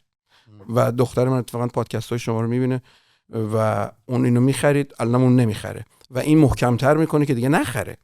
پس شما میتونید با دروغ یه لحظه موفق شید ولی نمیتونید موفق بمونید. و راز موفقیت در تبلیغات راستگوییه و اون حقیقت تلخه رو بگو، دروغ شیرینه کار نمیکنه. حالا نمیدونم اسمشو میشه گذاشت دروغ، میدونی؟ یعنی مثلا AG1 نمیدونم دروغ داره میگه یا نه، بزرگ نمایی میکنه و داره میگه که تمام چیزی که تو نیاز داری رو من برای یه روز بهت میدم. بعد تو میخوری میگی نه برای یه روز نیست، برای 20 دقیقه بدن منه، برای یه ساعت بدنه. ولی من میتونست اینو بگه که تو اینو بخور یه ساعت خیالت راحت باشه که بدنت هر چی نیاز داره رو داره. یعنی بعد قدرت میگرفت، میگفت من اینو میخورم یه ساعت، پس قبل یه کار مهم میخورمش که یه ساعت بدنم، قبل باشگاه میخورمش، قبل پادکست میخورمش که یه ساعت بدنم تمام عملایی که نیاز داره داشته باشه، ولی برای یه روزم نیست. حالا بیاد پیش من مشاوره میدم. خب ولی اینی که تو داری میگی این سلف کیر، مثلا واقعا تو یک کرم بزنی ببین برندینگش خفن باشه، من چه میفهمم این؟ چون که الان در حال ثبتش هستیم و اینا، بهت قول میدم وقتی آماده شد بیام اینجا برات رونمایی کنم. ببین من اینو با عشق خلق کردم و با عشقم به جوونا و مردم این کارو کردم و مطمئنم که، یعنی امیدوارم که این عشق رو بگیرن و میبینی که دروغ که نیست، میگی چرا تا حالا نبود. بگیرت حالا خیلی ناراحتم چون بهم گفتی یادم نمیاد، یعنی یه بار برام توضیح دادی چی بود. آره. ولی خیلی خنده داره اینی که تو داریم. آخه مثلا میگم تو الان واقعا یه برند خفن کرم بذاری و مشتی تو تلویزیون همونجا تبلیغش کنی، تو آخرش از کجا میفهمی کرم کار میکنی یا نمیکنی؟ تو یعنی احساس میکنی یه نفر رو اینجا دعوت کردی که میخواد کرم تو رو نمیگم مثال میزنم، میگم من کرم نمیزنم که سلف کیر این نیست که، سلف کیر دیگه هست. خیلی لازم بهت قول میدم عشق کنی، خیلی لازم. امیدوارم بالاخره اینم ایده من شاید جواب نه، ولی من نمیرم برای شکست. این گفتگویی که داشتیم، من دارم میرم برای قله و دارم میرم که دنیا رو باش بگیرم. حالا یه وقتم شکست خوردم میگم یس میذارم زیر پام، ولی الان برای شکست نمیرم. من دارم برای میرم که یه روز بیا اینجا که بابا عجب چیز خفنیه به منم بده، یه چند تا بشه برای من بیاری، من برای اینجا. 2 سوال.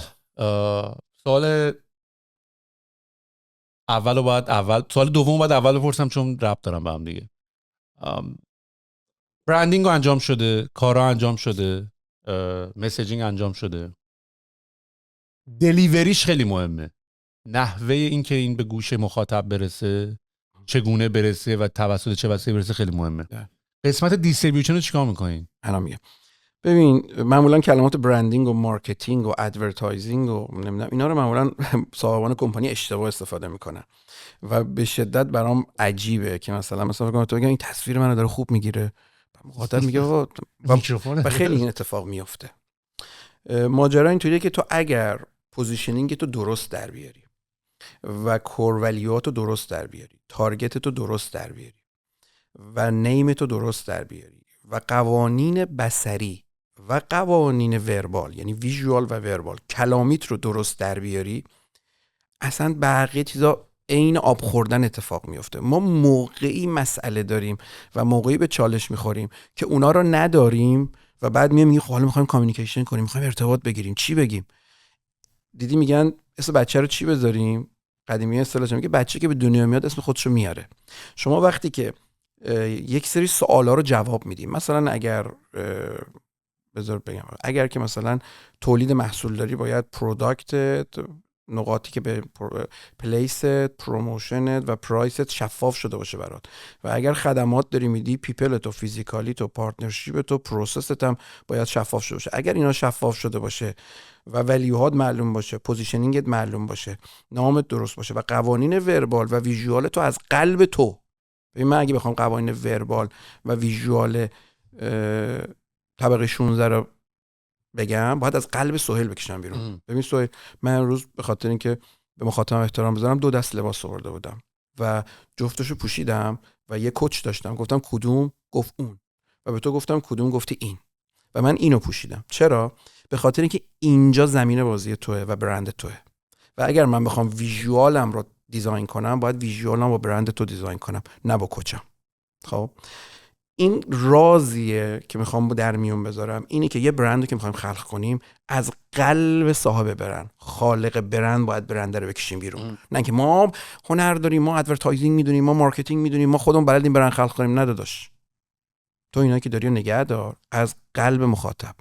خب ماجرا اینه که تو اگه نگران میدیا پلنتی، نگران پلن کامیونیکیشنتی، نگران باجتشی، اینا دوباره از قلب تو میاد بیرون. یعنی من باید یه سری سوالات رو بپرسم، یه سری دیتا ها رو کامل کنم. مثلا برای یه برندی 2 سال طول کشید، برای یه برندی 6 ماه طول کشید. من یه برندی باش کار کردم 100% ورشکسته، من داشتم با سنگ شیشه هاشو میشکوندن. گفتم میخوای اول ایران شی؟ یا مرد خنده. فکر کن یه نفر رو دارن میشورنش روی مرد شورخونه، یا دارن این ضربان چیز میزنن، شوک قلبی بهش میدن، بهش میگن میخوای قهرمان المپیک شی؟ یا من دارن شوک قلبی میدن، مردم. و شد.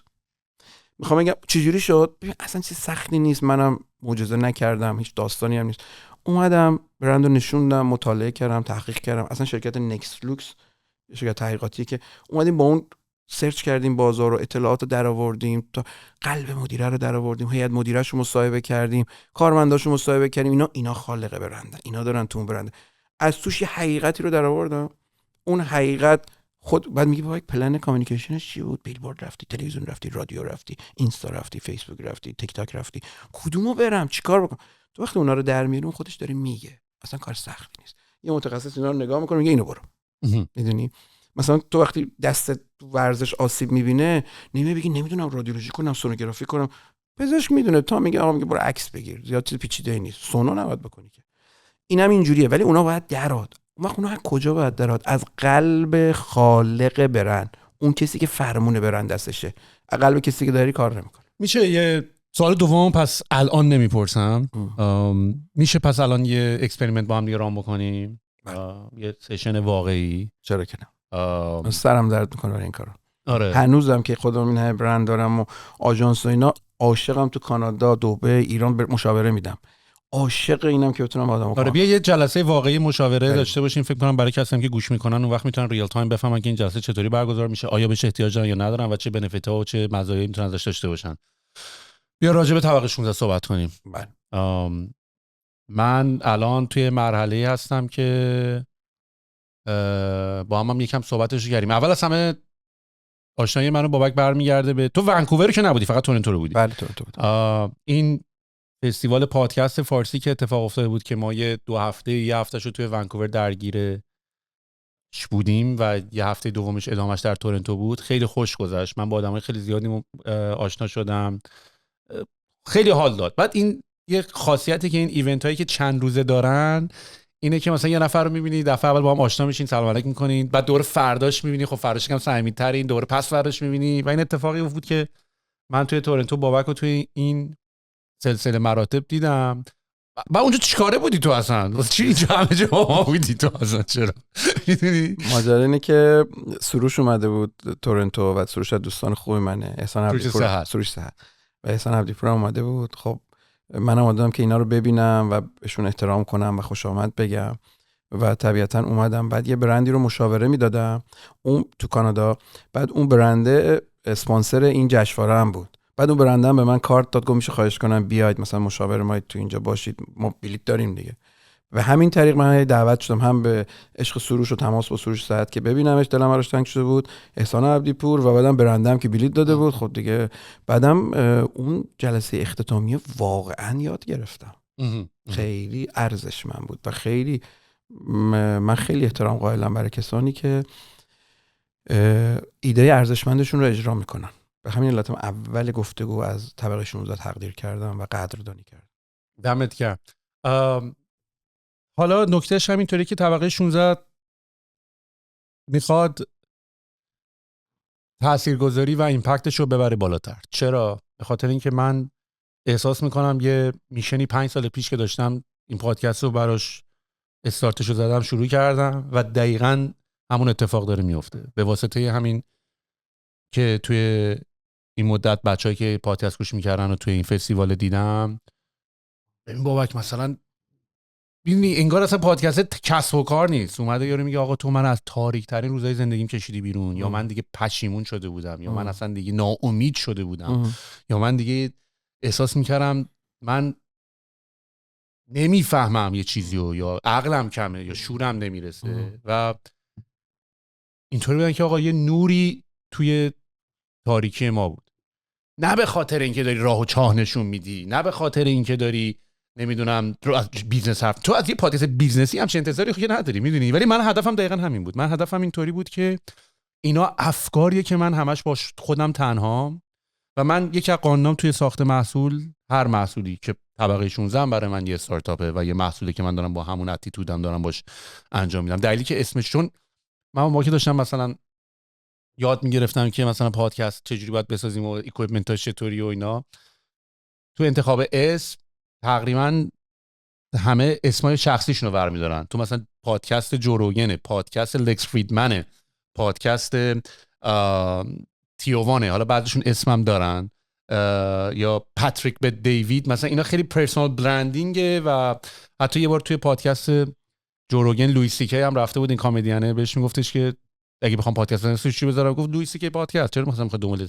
ولی من خیلی اینتنشنال و هدفمند اسم شخصیمو نمیخواستم بذارم، چون بیاند و فرای منه که بخوام اسم شخصیمو براش بذارم. و بعد با برند کارایی میتونی بکنی که خیلی جذاب‌تر و جالب‌تره. و طبقه 16 رو وقتی که درستش کردیم، هدف اینطوری بود که آدما واقعاً هدفون بذارن در رابطه با موضوعاتی که علاقه‌مندن. یعنی من اگر الان با دوستای خوبم بخوام برم بیرون برای هواخوری هم بخوایم بریم، دیگه تموم شد. چقدر مگه من حوصله دارم چرت و پرت بگم؟ حالا یه بارم میریم با هم بیرون چرت و پرت، ولی بقیه تایم روزمو حتی اگرم بخوام دوستام چیت کنم، ترجیح میدم راجع به کار و بیزنس صحبت کنم. تفریح همه، میدونی، کار مثلا بخشی از کار برای من نیست، میدونی. یعنی الان اگه تو اینجایی، من و تو دوستیم، تفریح منم صحبت کردم راجع به این موضوع. من الان با تو دیگه خیلی موضوع دیگه حالا میتونیم صحبت کنیم، ولی من الان هم احساس میکنم هم با دوستم دارم چیل میکنم، هم داریم کار پروداکتیو میکنیم، هم اپیزود داریم ضبط میکنیم. یعنی من اصلا کارم اینه که قیمه ها رو بریزم تو ماستا، میدونی. خیلی جاها به ضررم تمام شده، خیلی جاها چیزه. یعنی مثلا تو تصمیم گیری من یه مقداری، من چت جی پی تی همینجوری که داشت، تو داری سعی میکنی با یه تصمیم 18 تا مشکل تو حل کنی، اینطوری نمیشه، میدونی. اینا رو باید دونه دونه جدا کنی و این داستانا. ولی خب حالا مثلا من دیگه مدلم اینطوریه دیگه. بنابراین احساس میکنم طبقه 16 الان داره به یک جایگاهی میرسه که MVP شو داشته، حداقل تونسته روی یک تعدادی از آدما این تاثیرگذاری رو داشته باشه. و برای بزرگتر کردنش حالا من نیاز دارم پوست بندازم. و من سهیل علوی تو این پوست انداختنه تا به الان، تا سن 36-7 سالگی مشکل داشتم بابک. من نمیتونم پوست بندازم و الان این بار ولی دارم سعی میکنم. حالا این ممکن از اعتماد به نفس بیاد، از طرز تفکر بیاد، از اینکه تو فضای مناسب نبودی، جایگاه مناسب نبودی، آدمای درست به تورت بخورن نبودی، تمام اینا میتونه شامل حالش بشه. ولی من همیشه خوب شروع میکنم، میدونی، خوبم برند میسازم، اسم انتخاب میکنم، کاراشو میکنم. پروداکت قسمت بزرگ زندگی منه، طراحی محصول منه که شاید کمتر توی پادکست دیده بشه، ولی من 70-80% دنیام ساخت محصول و پروداکت و همین مارکتینگش و مسیجینگش و دیزاینش و از اینترفیس خیلی برام مربوطه. خود مثلا من هیچ وقت نمیتونم این رابطه این که تیم مارکتینگ میگه من گرافیک دیزاینر میخوام، بعد میگه من اون یو آی دیزاینر میگه مثلا من نیاز دارم به یو آی خود پروداکتم برای اینکه بتونم همون حرفی که دروغ نمیخوام بگم که همون تصویر رو میخوام، همون یو آی میخوام. پس من همیشه تیم یو آی هم اینجوری هم که ببین چیزی که داری میسازی و من نیاز دارم تو مارکتینگ، نمیتونی اینو سمبلش بکنی بگی حالا اینو من بعداً من الان اینو نیاز دارم که تیم مارکتینگ از همین متریال استفاده کنه که همینو شوکیس کنه، میدونی. همونطوری که اپل به نظر من اونها اتفاقا با یه تیر چند نشون میزنن، انقدر مسئله خوب درست می‌کنی کار مارکتینگت هم میکنه دیگه. میگم دیگه مثلا یه جمله معروفی هست میگن تو مشکل چیز نداری، مشکل فروش نداری، چون مثلا مارکتینگ ایراد داره یا برعکس، یا این داستانه که وجود داره. ولی لانگ استوری شورت، خلاصه قضیه اینطوری که الان طبقه 16 میخواد پوست بندازه. سوالای زیادی اصلا مطرح هست برای خودم. نیازی هست پوست بندازه، نیازی هست اصلا بخواد فرمتشو عوض کنه، نیازی هست اصلا وارد مرحله دیگه‌ای بشه. ولی احساس میکنم آره، یعنی حداقل با حفظ سمت و حفظ حالا پوست انداختنش معنیش نیست که قیافش بشه استودیو نور پردازی خفن پروداکشن، نه همین چیل خونه من چیل میخوایم بکنیم، ولی نیاز داره که شاید من پوستی بندازم، شاید من نیاز به تیم محتوایی داشته باشم، شاید من بنابراین دوست دارم اینو به عنوان یه جلسه، یه سشن واقعی اگه میتونی با من رانش بکنی. خیلی عالی. همون 30-40 تا منی که گفتی جواب سوالته. ببین وقتی که اینجوری هرمیه، به خاطر این گفتم انقلاب مشروطه ما نیاز داریم در بیزینس ها، خونه هامون، و اون رهبر بالا همه تصمیما رو میگیره، بعد از یه مدتی شروع میکنه اون پایین پوک شدن و فرو ریختن، و بعد میری وارد، الان مثلا این به نظر منها، یا مثلا ما اینجوری به نظرم تو امریکا داره این اتفاق میفته، دیدی مثلا ترامپ میگه فقط من میدونم، خودم میگم چیش میشه، نه اون نمیدونه من میدونم. اولش اوکیه، خیلی هم خوبه، یه نفر داره آخه همه چی رو جمع میکنه، مامانه همه غذا رو میپزه، رختا رو میشوره، هم جمع میکنه، همه کار داره میکنه دیگه. بعد یه مدتی این پایینا پوک میشن و دیگه هیچکی تصمیم نمیگیره و میشه یه جامعه که ما داریم، نمونه‌اش هم دیدیم که فقط یه نفر باید توش تصمیم بگیره و همین هم ببینید چی میگه، و بعد تمام سیستم خاموش میشه. حالا توی بیزینس هم همینطوره، اگر ما اون بالا یه آدم قدرتمند داشته باشیم که کل بیزینس رو بگردونه، خب اوکی میشه، مثلا یه بیزینس کوچیکو یه نفر میگردونه، بعدم که مرد تموم میشه میره، یا پیر شد بازنشسته شد تموم میشه میره. ولی اگر میخواد اون بیزینس بگرده بدون خودش، انقلاب مشروطه نیاز داره. یعنی بعد اون پایینا تصمیم بگیرم. شما وقتی رو تخت میخوابی زنده ای، ولی یه ما که میخوای تمام عضلاتت آب میشه، چون که تو بیداری ولی عضلاتت کار نکرده، باید عضلات بیزینس کار کنه. تغییری که باید توی طبقه 16 اگه میخوای ریبرندینگ کنی، اولا ریبرندینگ نمی‌کنیم به خاطر ریبرندینگ که خیلی باحال ریبرندینگ کنیم، نه اصلا اینجوریه. هر وقت احساس میکنی که نیاز دارم، احساس میکنم باید یه اتفاقی بیفته تو طبقه 16، یعنی سهیل احساس کرده. طبقه 16 ارتباط مستقیم با سهیل داره. سهیل هر تغییری بکنه طبقه 16 تغییر میکنه. سهیل هر دسترسی پیدا کنه طبقه 16 دسترسی پیدا میکنه. امروز همون سهیلی که خالق طبقه 16 است داره میگه احساس میکنم باید تغییری بکنم. من یه گفتگوهایی با تو داشتم تا اون پادکست و بالاخره اون روزایی که هم دیگه رو دیدیم، یه لحظاتی توی تو دیدم که ترسیدم، برای تو نه برای طبقه 16. یه چیزایی گفتی تو کلامت که احساس کردم که او اینا یه سری تولزه، مثلا اینجا الان ما چه میدونم وایتکس هم داری تو خونه، مثلا اگه بیارم اینو بریزم اینجا بخورم میگه او خیلی ترسناکه، حواست باشه اون وایتکس ما شستنه. یه چیزایی شنیدم که گفتم اوه خدا کنه سهیل اینا رو نیاره توی برندش. ایده بود، یه چیزی بود. کاری که باید طبقه 16 بکنه سهیل باید بکنه. همین که الان یه وقفه انداختی بره با پادکستایی رو ببینه که هرگز ندیده و امکان نداشته ببینه، بره با آدمایی بشینه که هرگز حاضر نیست باشون حرف بزنه و خیلی مزخرفن، و بره دنیاهای جدیدی رو کشف کنه و بعد بیاد گذشته رو کامل کنه. یعنی تو باید سوال گذشته رو کامل کنی. میگه یعنی چی گذشته رو کامل کنم؟ یعنی از کودکیت، ببخشید من با همه برنده این کار میکنم، از کودکیت باید بنویسی. ببین اونجا که بابام زد تو گوشم، اونجا که بچهای کوچه لایه انداختن فلان کردن، همه هر چی که تو مخت مونده الان یادت میاد بنویسی و بعد اونا رو باید با هم کامل کنیم. گذشته که کامل شد میگی ببین یه جایی هم من این کارا رو کردم، مثلا به یکی قول دادم، اونایی که یادت مونده، حالا یه قول معمولی، همه اونا باید کامل شه. گذشته که کامل شد ما تازه میایم تو اکنون. یعنی میگی ببین من قرار بوده با فلانی تو پادکست 16 مصاحبه کنم، مرد، مصاحبه نکردم یا نگفتم بهش، لج کردم، هر نمیدونم، هر چی یادت مونده رو باید بنویسیم، بعد اونا رو کامل کنیم. حالا که کامل کردیم میایم تو لحظه اکنون. حالا که رسیدیم به اکنون طبقه 16، یک لحظه سکوت میکنیم. سهیل باید بیدار شه. میگه من بیدارم. مثال برات میذارم. سهیل ما 3 تا سکوت داریم. الان تو سکوت کردی، ببین حرف نمیزنی. این سکوت لبه. یه سکوت ذهن داریم، ذهنت ساکت میشه.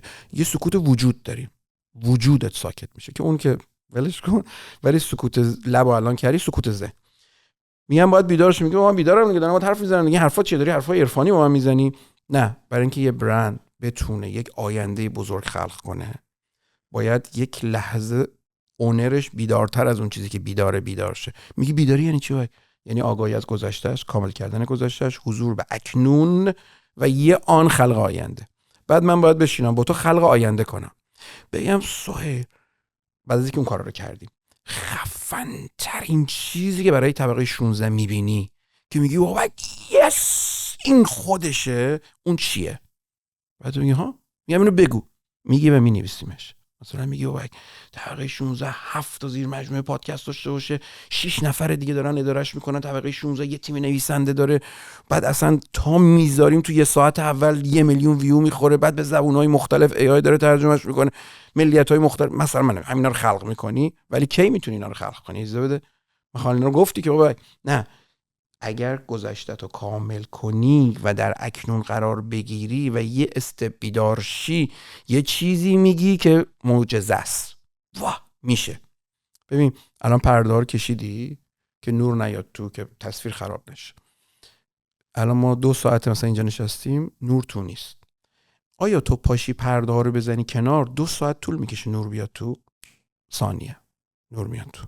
خب وقتی که تو گذشته رو کامل میکنی و یک استپ میخوای بیدارتر شی، تو 1 ثانیه برند بیدارتر میشه. و تو یه آینده خلق میکنی که خبر خوب یا بدش اینه که سهیل، همه رفقات، همه آدمای دورت و همه کسانی که با طبقه 16 در ارتباطن، حتی مخاطبات، برای رسیدن به آینده همراه تو خواهم بود. میگی بابا خیلی قشنگ بود، دستت درد نکنه. این کارو تا حالا کردی؟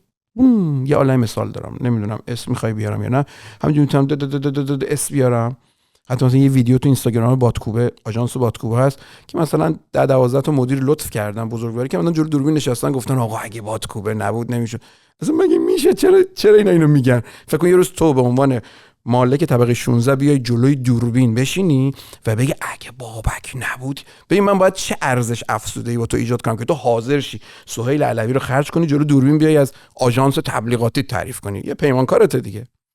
پس این کارو من خیلی کردم و این بازی رو هم برای خودم، مثال بهت بگم دیگه، ما اومدیم کانادا، برادرم اینجا بخاطر اینکه فیلمش جایزه گرفته بود بورسیه گرفت که بره دانشگاه درس بخونه، مهمونش کردن آقا تشریف بیار اینجا دانشگاه درس بخونی، شما جایزه برلین رو گرفتی، ونکوور گرفت، تشریف بیار. اومدیم اینجا و یه مهمونی بود و همه ایرانی‌ها اینجا گفتن اومدید اینجا چقدر خوب فلان اینا. پویام دانشجو بود، باید برید تو کار ملک، باید برید تو کار خودرو. اینجا ایرانی‌ها معمولاً بعضن تو این کاران درآمد خوبی هم داره اینا، با واقعا می‌دونیم ملک سازای خیلی خفن و پولدار ما تو اینجا داریم دیگه. بعدم پویا گفتم وقتی مهمونا رفتن گفتم پویا ولش کن، ما میریم تو کار سینما. پویا خب خندی گذاشت، حالا درسته تو فیلم بازی کردی، من فیلم ساختم، بابام تو سینما بوده، ولی اینجا سینمای آمریکا چی داری میگی؟ گفتم که کامل میشی، خلق میکنیم، میریم تو کار سینما. ببین تقریبا اون لحظه اگه اینو میگفتیم جوک بود. چی میگی؟ خیلی از نگاش کنید. خب ما الان تو کار سینماییم و داریم کار میکنیم با سینمای آمریکا. یه بار دیگه یادمه یه دستیار من داشتم که مثلا 20 سال پیش، که اون دستیار من از مدیران سازمانه، مدیره. بعد اومد اسباب کشی کردیم، اومدیم شهرک غرب، ما دفترمون گاندی بود پشت شبکه 2، اومدیم شهرک غرب. بعد یه سررسید آورد گریه میکرد. گفتم چی شده چرا گریه میکنی؟ اینو ببینید. باز کرد تمام ریز دفتر شهرک غرب رو من 7 سال قبلش نوشته بودم. بعد این چیز خنده‌دار نوشتم یه آفیس چند طبقه شیشه‌ای که رو به جنگله. حالا مثلا اون لحظه که تو این نوشتی تو تهران آفیس شیشه‌ای رو به جنگل مگه میشه؟ ولی ما اون موقع توی آفیس نشسته بودیم تو تهران که شیشه‌ای بود و رو به جنگل بود. و وقتی تو گذشته تو کامل میکنی و اکنون رو حضور پیدا میکنی، میتونه یه آینده خلق کنی. حالا اگر نیاز بود 10 مثال برندهای زنده و پویا در ایران رو دارم که این کار براشون کردم و شدن. برای اینکه میدونم مخاطب تغییر رو دوست نداره.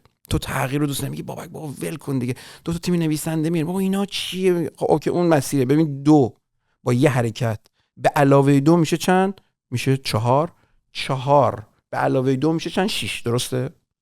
حالا تو میتونی این به علاوه رو بگردونی بکنی ضرب در 2 ضرب در 2 میشه 4، 4 ضرب در 2 میشه چند؟ 8. یه ذره بیشتر شد. این مسیری که بشر داره میره.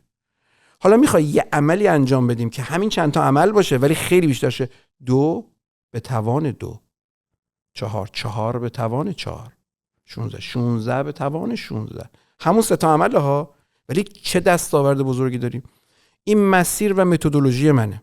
از طبیعت، از تجربه، از گفتگو با تو، همه جا یاد میگیرم. رفته بودم کاتیج، همین میدونید تو کانادا میرن کاتیج، حالا برای مخاطب مثلا یه ویلای بیرون شهر لب آب و اینجا آب زیاد و جنگل و اینا، ویلای چوبی میگیرن و میرن قایقرانی میکنن و شنا میکنن این کارا. من رفتم کاتج نشسته بودم، عصر بود، روی اسکله. خب من قایقرانی میکنم، ایرانم قایقرانی میکردم درش آزادی. بعد قایقو در آورده بودم، بعد دیدم یه مرغابی اونوره، یه مرغابی اینوره. این صدا میکرد اونجا میداد. رفتم تو برای مرغابی‌ها. حالا من همه زندگیم مارکتینگ، برندینگ، بیزینس دیولپ کنم. بعد یه چیزی کشف کردم. الان برای اولین بار دارم به اشتراک میذارم. یه ویدیو گذاشتم توی اینستام، ولی الان دیدم همه میخوان عقاب شن. دیدی شیر باشن، پلنگ باشن، گرگ‌های فلان، گرگ‌های وال استریت. دیدم مرغابی بی‌نظیرترین حیوانی که ما میتونیم انتخاب کنیم برای بیزینسام. چرا؟ تنها حیوانیه که هم پرواز میکنه پرقدرت هزاران کیلومتر، هم شنا میکنه پرسرعت، و هم تو خشکی راه میره مسلط. هیچ حیوانی ما نداریم سه تا کارو بکنه. به اضافه اینکه تو آب میره خیس نمیشه، پراش حالتی داره که خشک میمونه. به اضافه اینکه دونه میخوره، لجن میخوره، میوه میخوره، گیاه هم میخوره. در هیچ حالتی گرسنگی نمیتونه بمیره. بالاخره سازگاره با اون سیستم.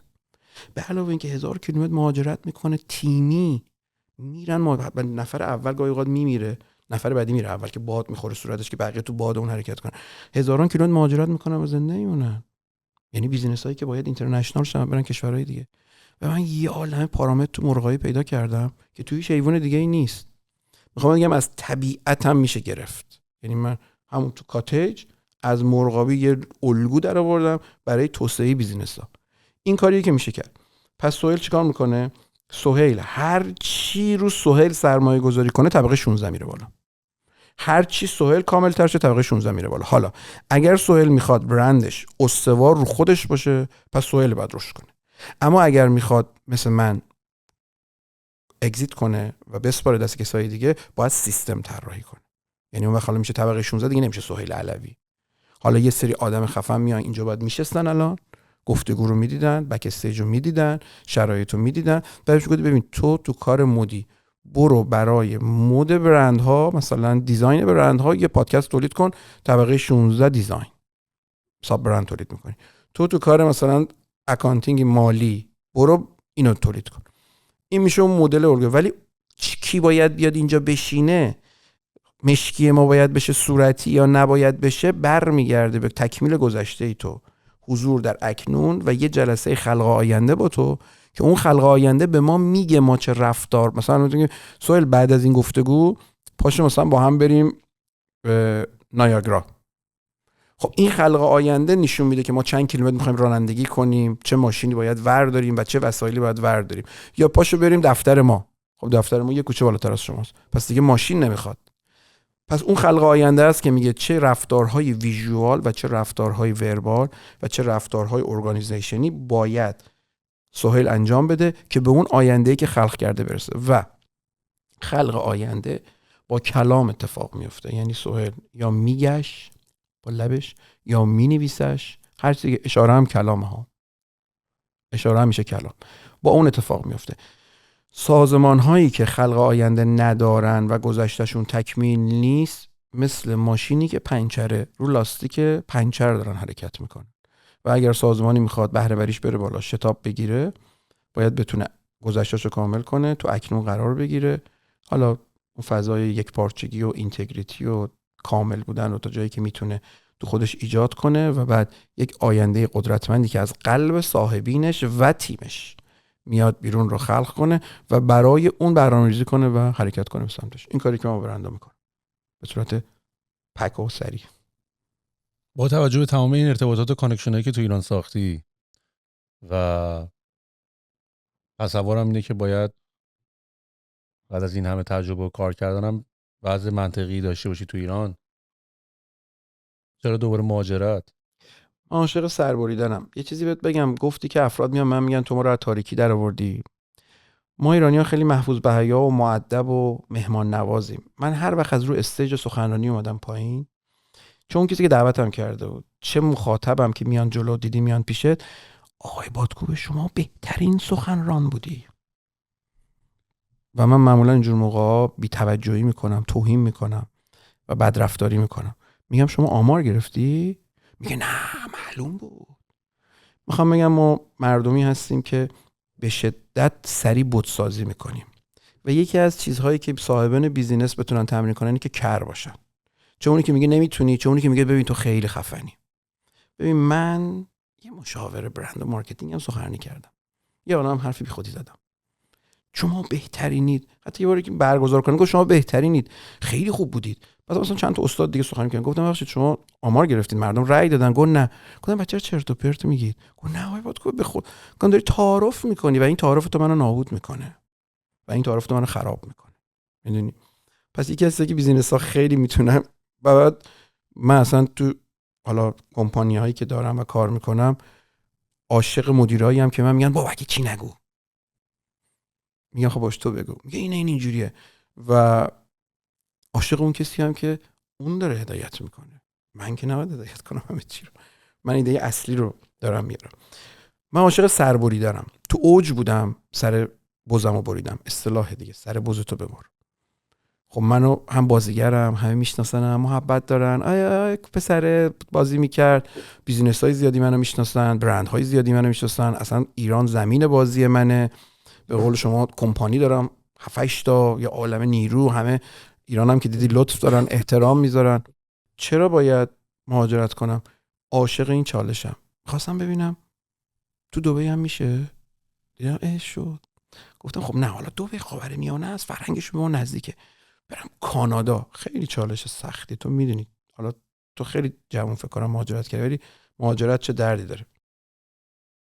اومدم کانادا، گفتم اینم اینجا میشه بیزینس رو انداخت. ما کارمندای کانادامون تا 180 نفرم رسید و کمپانی کانادامون از ایران بزرگتر شد توی یه لحظاتی، یه جاهایی، حالا یه جلو عقب میشه. و برای خودم بود. مثلا موقعی که من برند آپو کار کردم، وقتی 7-8 اومد پیشم، بعد گفتم ببینم میتونم دوباره یکی دیگرم بیارم مثلا اول کنم، مثلا خیلی باحال اگه بتونم. و وقتی شد عشق کردم. وقتی اومدم توی کانادا بیزینس رو انداختم و کارمند استخدام کردم و بیزینس گشت و با برندهای بزرگ کار کردم، عشق کردم و خوشحال شدم. اصولا من دوستی که دارم رو رها میکنم و دوست دارم دوباره بسازمش. مهاجرت خیلی کار سختیه، خیلی درد داره، تمام تراماهای کودکی آدم میزنه بالا. نه زبونشون رو میفهمی، نه هواشون رو میفهمی، نه رفتاراشون رو میفهمی. مثلا من وارد مثلا بعضی موقع دفتر کانادا میشم، مثلا طرف کانادایی داره کار میکنه یا خارجی ها، ژاپنی، مثلا میگم های ایران، همه سلام علیکم، های باد شما چطور، خوبی قربون، مثلا اینجوری میگم های، ادامه میده و تو چک فرهنگی میخوری. یا مثلا خب منو تو ایران میشناسن، تو خیابونا میشناسن، اینجا میری کسی نمیشناسه چیه، و تو بعد بگی چیه تا بعد برای اون چیت بخوان باید گفتگو کنن اشخاص. من اینقدر دوست دارم من این که این شرقی ها که این همه باد میکنیم و این همه آقا بزرگوار حضرت نمیدونم دیدی ما واو خفن دکتر فلان پروفسور فلان اینا رو الکی باد میکنیم و من معمولا دوست دارم بادشو خالی کنم و بیام با واقعیت رو شم. برای اینکه خدا وکیلی هیچ دیگه، هیچ برای هیچ بر هیچ مپیچ. حرفایی که میزنی منو یاد این اپیزود آخر سوی ساعت و مجتبی شکوری هم میندازه دیگه. تجربه‌ای که مجتبی شکوری هم به اشتراک میذاره اینه که به خاطر این معروفیتی که با شرکت تو برنامه اکنون و کتاب باز اینا پیدا کرده بود و حالا خوش صحبتی که داشت، گفت ایگوم دیگه خیلی بزرگ شده بود، هم میایم تو این برنامه از این کتاب صحبت میکنیم، از این کتاب صحبت میکنیم، یه جوری صحبت میکنیم انگار چون اسم این کتابا رو میگیم انگار همین علم و دانش هم داریم، انگار زندگیش هم کردیم و بعد از یه موقعی خودت هم باورت میشه. و مهاجرتی که به ونکوور کانادا کرده بود، گفت دوباره همه اینا برای من ریخت. میدونی یعنی این صحبتی که داری میکنی تو مهاجرت برای منم خیلی جذاب و جالبه. یعنی این داستان این که یه شروع دوباره، یه ریستی. شاید منم الان این تصمیمی که به موو کردم به دبی دارم و هی با خودم هر از گاهی حتی دیشب با کجا داری میری دوباره؟ میدونی اول از همه این همه سال طول کشید. اول که یه بار ایران بودی اولین بار، بعد اومدی کانادا، بعد دوباره برگشتی ایران، بعد ایران دوباره کار کردی، بعد دوباره برگشتی، بعد دوباره الان میخوای بری اینجوری که داداش الان تازه جا افتادی، الان تازه برای اولین بارم از به استیبیلیتی رسیدی، برای اولین بارم از برنامه‌هات دیگه یکم منطقی تر شده، دوستات یکم ثابت تر شدن، ورزشتو داری منظم میکنی، کاراتو داری منظم میکنی، دایره ارتباطی تو، اون آدم‌هایی که دوست داری تو روز ببینیشون، این نکته که من این الان یکی از بزرگترین اتفاقاتی که برام افتاده، من دیگه قیافه شرکت زدن و اینا اینجوری که برو با هر کسی کار کنه اینا دیگه نیست.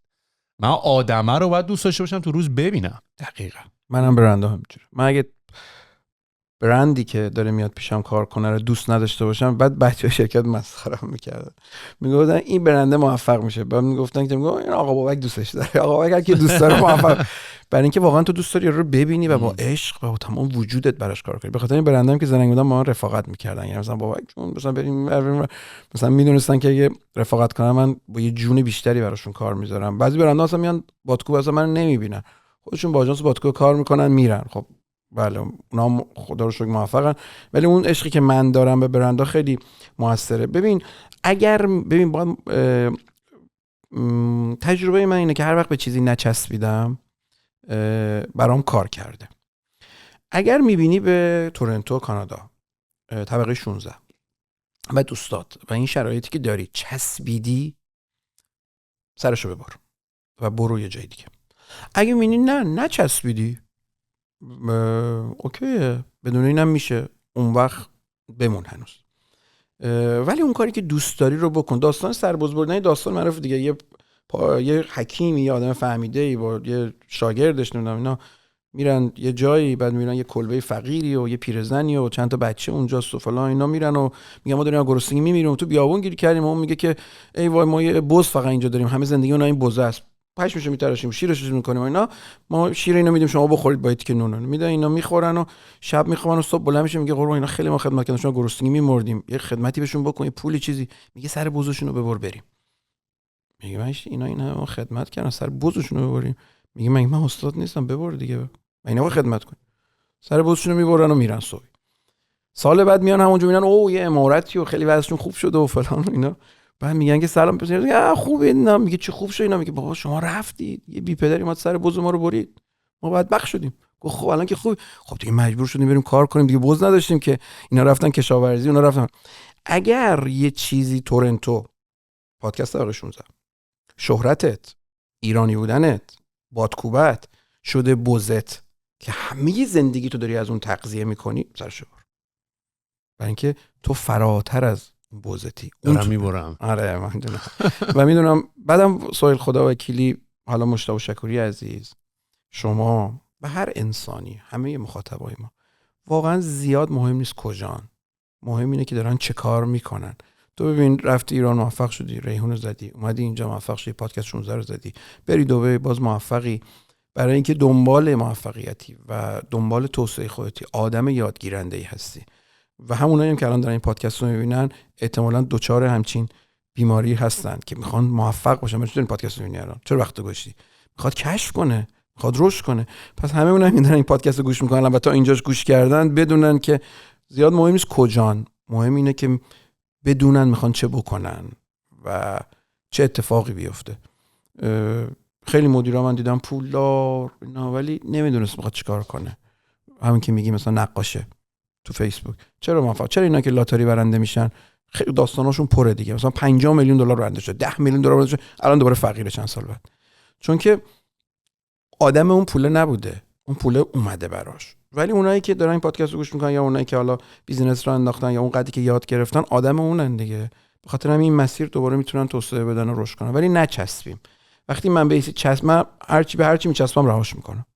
حالا حتی اگر مثلا خب من فرق دارم شهرتم، من 6 سالگی مشهور بودم، یعنی تو خیابون ویلا پا میگرفتن، یعنی این شهرت تو تمام جون من بوده. یعنی من امکان نداشت تو خیابونای ایران راه برم، همین میگن آی واتکو در حد اون، برای اینکه بچه بازیگره بودم. اصلا اون موقع تو سنت نمیخوره، مثلا هوملون آخ آره خیلی سوپر استار بودم. مثلا اکبر عبدی رفیق من بوده، با اون زندگی کردم. مثلا خب بیژن بیرنگ، مسعود رسام، ابوالحسن داوودی، مسعود آپر، همش تو من کوچولو همش با آدمای گنده بودم و همه میشناختم تو خیابون.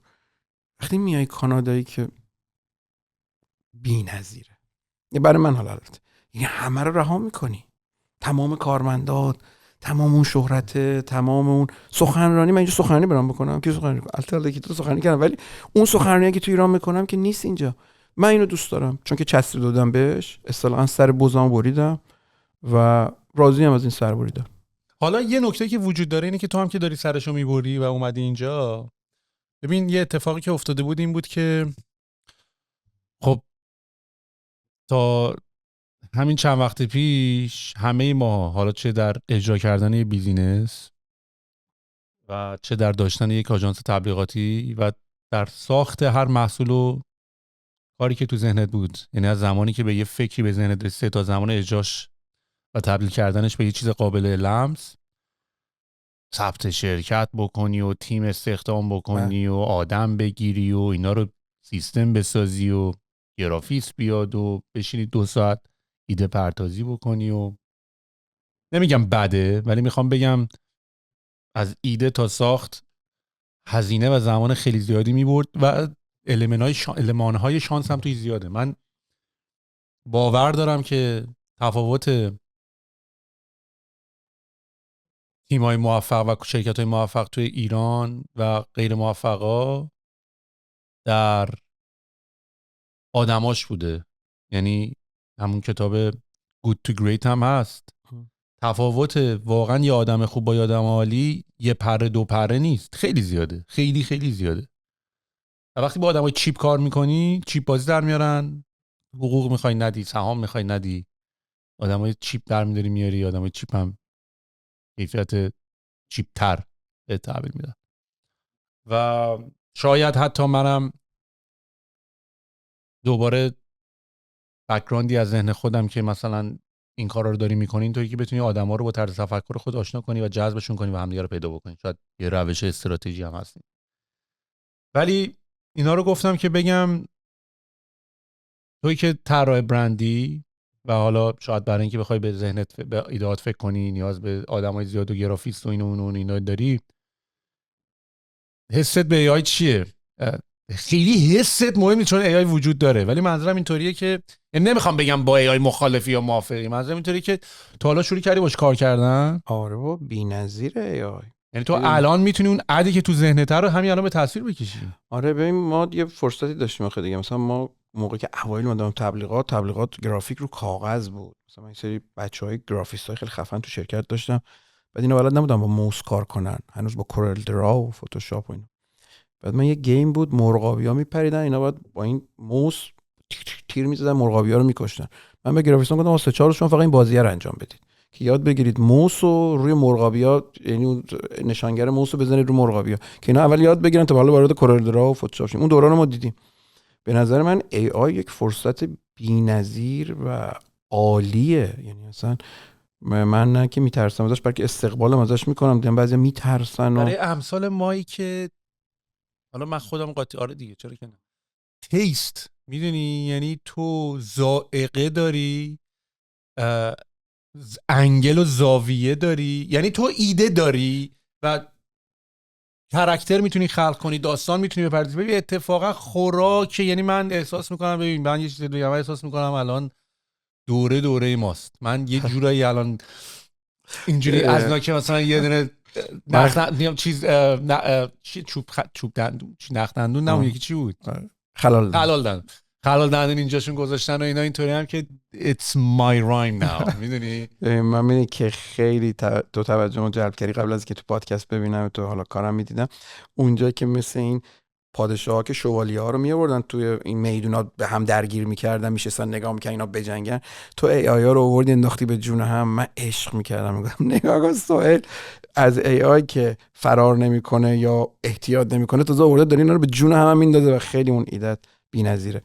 ماجرا اینه که ای آی فرصته. آخه ببین یه دورانی روزنامه اومد آتیش زدن، رادیو اومد همه گفتن ای وای جعبه شیطان، بعد تلویزیون اومد برای تلویزیون‌ها قفل گذاشتن، دراشو می‌بستیم قفل می‌کردن، نه این گناه رنگی اومد، وای روزنامه رنگی، وای تلویزیون رنگی. بشر از تغییر میترسه. من وقتی با برندا کار میکنم، وقتی میخوام تغییرشون بدم، میدونم دیگه موفقیتشو تغییره. اینقدر آروم تغییر تا میخواد تغییر کنه میترسه، میگه نه. الان AI اومده، تمام کسانی که میترسن یا حالا گارد میگیرن اونایی که از تغییر میترسن. درسته که اصلا یه فرصت بی‌نهایت بزرگی، من از همه مدلش استفاده میکنم، تو همه کمپانی هم استفاده میکنن، اصلا واجبه که از AI بچه‌هام استفاده کنن. و اخیراً هم دنبال یه اسیست بودم، گفتم اسیستی میخوام که حتما AI رو خیلی خوبتر از من بلد باشه، به خاطر اینکه مگه میشه مثلا ماشین اومده بگیم نه ماشین رو سواره، ما هنوز با اسب میخوایم حرکت کنیم. من نگاهم به AI این شکلیه. اصلا الان اولا که خب به نظر من خود AI یه مارکتینگی میخواد، چون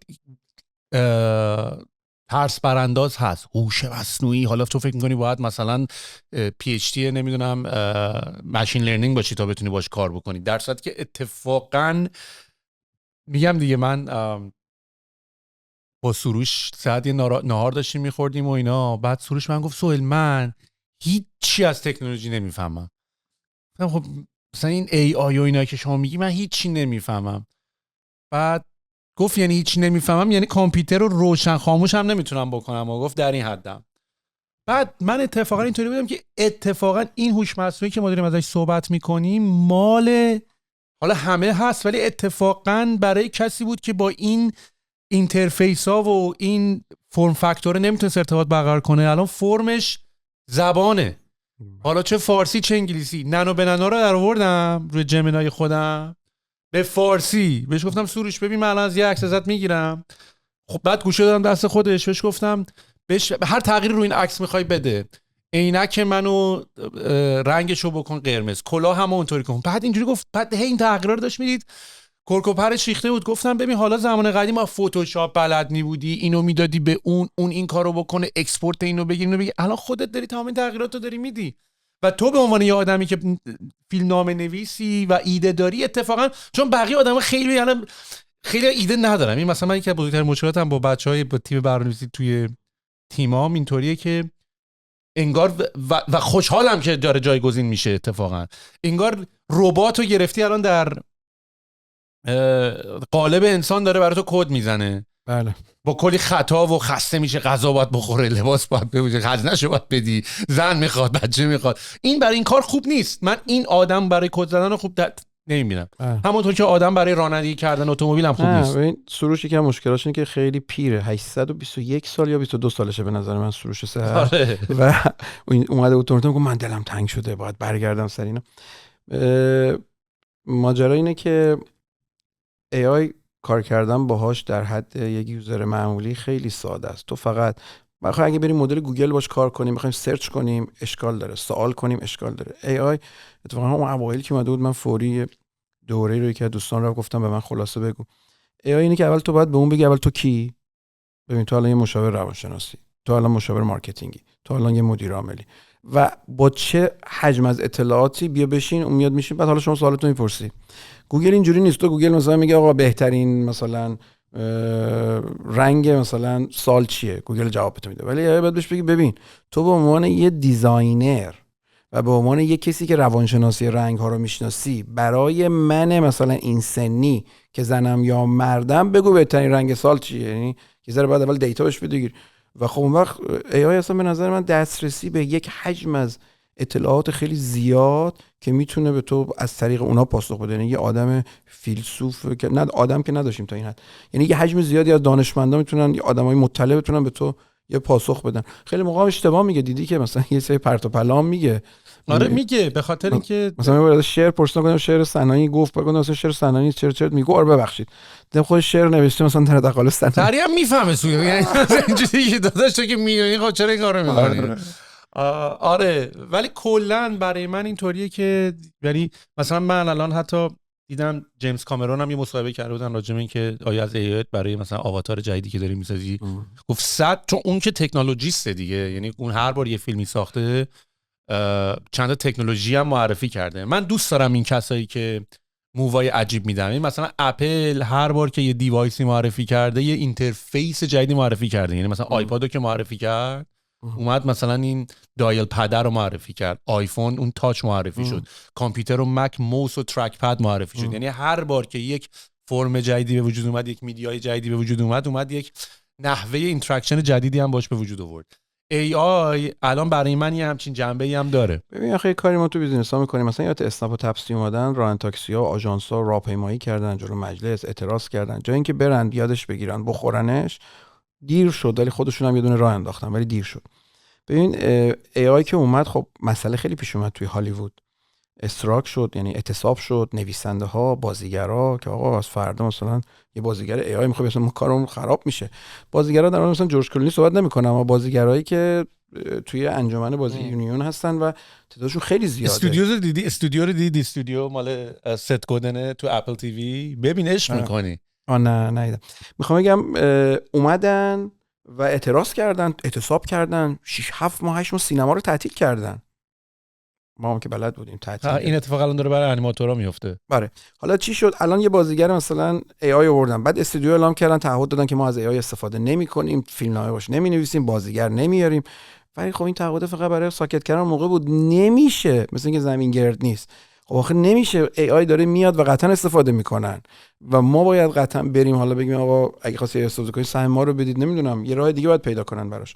و AI داره هر روز بیشتر میاد و سریعتر میاد و هر کی هم میخواد وایس جلوش به نظر من خودش آسیب میبینه. حتی یه سری تغییرات باید بدن حاجی. الان جدیدن انقدر تصاویر، یه زمانی حالا بحث دیپ فیک و اینا بود، بعد الان اوپن ای آی مثلا سعی کرد شروع کنه اون اوایل که داشت اینا رو آروم آروم ریلیز میکرد، بعد که رقیبا زیاد شدن و برو بابا منم دیگه این لیمیتیشن ها و محدودیت ها رو سرویس هم نمیذارم.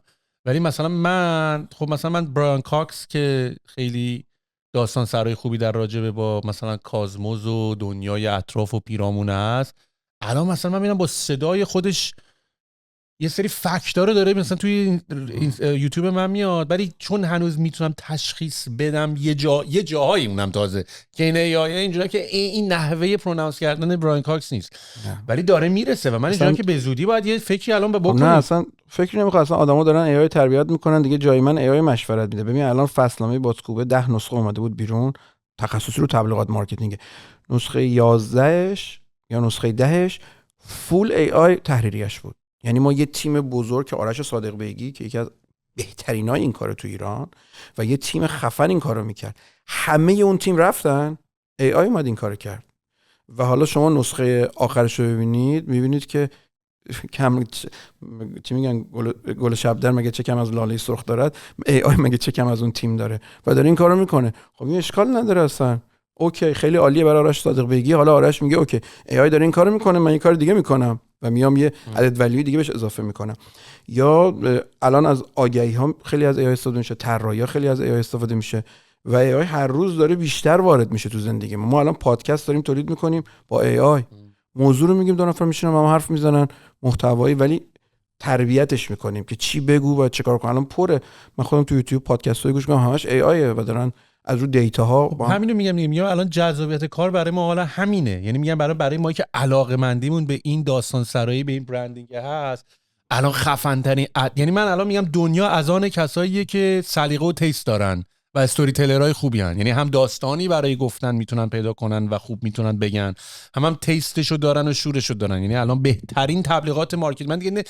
من مشکلم همیشه در زندگی اینجوری بوده که مثلا وقتی آدم، چون من خیلی ماکرو منیجرم و مثلا چون به خاطر اینکه نحوه یه ایده تو ذهنته، خب تا این ایده رو کاغذ اجرا نشه مهم نیست نحوه چیزی تو. از قطعت کنم ببخشید، چون که تو گفتی روی طبقه 16 صحبت کنیم، الان یه خواهش ازت دارم به عنوان رهبر طبقه 16 خالقش، از این به بعد هر چیزی که در مورد خودت گفتی یه شاید تش بگو. هر چی مثلا میگی من خیلی ماکرو منیج میکنم، شاید ادامه بده. هر چیزی که به خودت چسبوندی، هر چی شاید. و بعد از 6 ماه یه هیولای قدرتمندی میاد بیرون از سهیل که دسترسی داره به اینکه ماکرو منیج نکنه، میکرو منیج کنه، دسترسی داره به همه چی.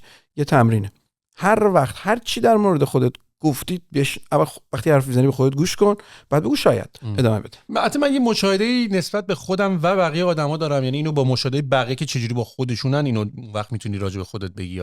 من اونقدی به خودم اتچمنت ندارم، میدونی، یعنی من اونقدی این شاید یعنی این ایگوه، یعنی خیلی راحت میتونم بیام بیرون ازش نگاش کنم خودم. یعنی من دلیلی که مثلا کامنت ها یا حرفا یا مثلا اینکه تو جان چرا اینجوری ناراحتم نمیکنه به خاطر اینکه خودم هم دور شاهدم، خودم هم همین قره رو میزنم. اصلا من خودم نفر اول این قره رو زدم.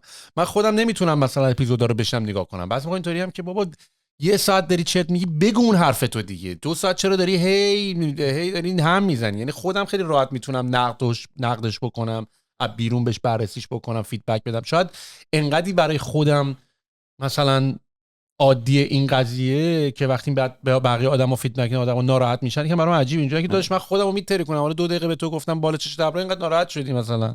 میدونی ببین بیزینس‌ها موقعی که بهشون میگن شما ما رو از سیاهی درآوردی طبقه 16، باید بگن شاید. وقتی هم بهشون میگن ببین خیلی مزخرفه 1 ساعت وقت منو میگیری، باید بگی شاید. پس صدای مشتری چی میشه؟ صدای مشتری جمع میشه، بررسی میشه، ولی همش شایده. قرار نیست تو چیزی خلق کنی که مشتریت میخواد. قراره تو چیزی خلق کنی که سهیل علوی میخواد که ذائقه مشتری تغییر کنه. به خاطر این من موقعی که میگن تو بهترین سخنران بودی، میگم شاید. حالا البته بعضی موقع بد میگم برو. وقتی هم میگن که تو بدترین سخنران بودی، میگم شاید. چرا بابا؟ من میدونم چی بودم. من خودم کاملا میدونم چی بودم و چیکار کردم. آره دقیقاً. بنابراین میگم مثلا من برای خودم یه مقداری این قضیه کم راحت تره پذیرشش. اما در رابطه با AI میخوام به این برسم که الان مثلا توی VFX کمپانی هم داریم، میدونی آیا دارن استفاده میکنن؟ نه اجازه نداریم. تو قراردادمون قید شده حق ندارید حتی 1 فریم از AI استفاده کنید. جز الان قوانین کل یکم از این VFX میگه اولا یه پول آورد و 100 نفر استخدام کرد، چی شده اصلا؟ پول آورد یه جوری جلوه نده که خیلی ما درسته کنیم چیکار کرد اینجا. اولین کاری که کردیم گذشته رو کامل کردیم، دومین کاری کردیم تو اکنون نشستیم، سومین کاری کردیم یه آینده خلق کردیم که ما با سینمای هالیوود کار کنیم. ابزار هیچ، پول هیچ، پچی هیچ. مثل اون دفتری که کنار جنگل باشه، شیشه‌ای باشه. مگه میشه تو تهران؟ چه میدونم حالا دیگه. من اینو میخوام دیگه، حالا میشه نمیشه به من چه. مگه میشه موبایل دکمه نداشته باشه؟ بلک بری و اینا، نوکیا و دعوا سر نرمی دکمه سند ایمیل رو دیدی شد. الان برای ما عادیه، اون موقع عادی نبود. مگه میشه من اینجا حرف بزنم مامانم تو تهران بشنوه؟ خب الان میشه، ولی یه دوری اگه میگفتیم بسم الله الرحمن الرحیم میشه. بعد خب من دوره دکترا میخوندم توی یک دانشگاه فرانسوی و یه استاد خانم فرانسوی داشتیم که مالی به ما درس میداد و داشت در مورد بیزینس پلن و یه اکسل های پیچیده‌ای که میشه توش بیزینس پلن رو اینپوت کرد و خود تمام فایل‌ها با هم هماهنگ میشه و یه خروجیایی میده. این داشت صحبت می‌کرد، من خیلی متحیر این بودم که با پویا داشتم شیر می‌کردم برادرم که اینجوری و فلان اینا. بعد یه داستانی رو من گفتم اینجا یه اتفاقی افتاده و یکی از دوستامون اینجوریه، تو ایدت چیه؟ گفتم که خب بریم شرکت سینمایی بزنیم. آی بابا، گفتم داش بریم شرکت سینمایی بزنیم، بیزینس پلنش هم که ما بلدیم، تازه الان من یه دونه استاد خارجیم بهم داده میتره کنوش اون با من، برو با اون دوستمون صحبت کن ببین چه چیزایی نیاز داره برای شرکت سینمایی زدن. پویام برای اینکه میشناسه این، خب با همه برندا پویام کار کرده دیگه. رفتیم و اون شرکت VFX رو تأسیس کردیم. خب اول بعد دفتر گرفتیم، همین همسایه شما دفتر خیلی بزرگی هم گرفتیم. بعد کرونا شد و من مثلا ایران بودم، پویا و اون شریکمون این کار کرد. و بعدم خب یه سرتیفیکیتی میدن، تاییدیه میدن، مثلا مارول با هر کسی کار نمیکنه، دیسنی با هر کسی کار نمیکنه، اپل با هر کسی کار نمیکنه، نتفلیکس با هر کسی کار نمیکنه، آمازون با هر کسی کار نمیکنه. اینا باید بیان چکت کنن، نمیدونم فاب داشته باشی، دوربین داشته باشی، هاردات معلوم باشه، اتاقای تدوین تو قفس باشه. یه عالمه نکات دارن که به تو اجازه بدن باشون کار کنی دیگه. مثلا اسم شوها یا فیلم‌ها اصلا اسم واقعیش نیست تو دفتر ما، اسمای الکی دارن. همه یه عالمه قوانین خودشون دارن برای امنیت خودشون. دیگه اومدن و هی دونه دونه دونه دونه ما رو تایید کردن و ما ازشون پروژه گرفتیم و کاراشون رو انجام دادیم و خب چجوری آخه یه خیلی راحت داری بیانش میکنی؟ چجوری مثلا یه میای کانادا برای اولین بار یه تیم دور هم میزنی بعد میتونی قرارداد بگیری از نتفلیکس یا از این؟ خب تو اگه کارآفرین باشی میدونی کی رو کجا بذاری و اون چه کار میتونه بکنه. آخه میگم خیلی حس خوبیه وقتی که ایران بودیم میگه خب بابک نه بازیگر بوده، میره پیش برندا چهرهشو میشناسن بهش کار میدن. خب من الان اینجام دارم مشاوره میدم، خدا رو شکر چهره‌ام هم نمیشناسن. یا مثلا اینا نه باباشون تو تلویزیون کارمند قدیمی رادیو تلویزیون بوده، به خاطر همین تو تلویزیون مثلا کار میکنن. خب اینجا که بابای ما که کارمند قدیمی هالیوود نبوده که. تو به عنوان یه کارآفرین یه الگویی رو یاد میگیری دیگه که کی کجا میارزه و چه کار میکنه و اون رو میذاری اونجا و بلدی بیزینس را بندازی. و خب طبیعتا ما یک شریکی گرفتیم که این کار رو خوب بلد بود. اتفاقا میخوام بگم من 13-14 تا کسب و کار راه انداختم و دارم و بیش از 100 تا کسب و کارم مشاوره دادم و ریبرندینگ کردم، پوزیشنینگ کردم، این کارهای تبلیغات اینا کردم.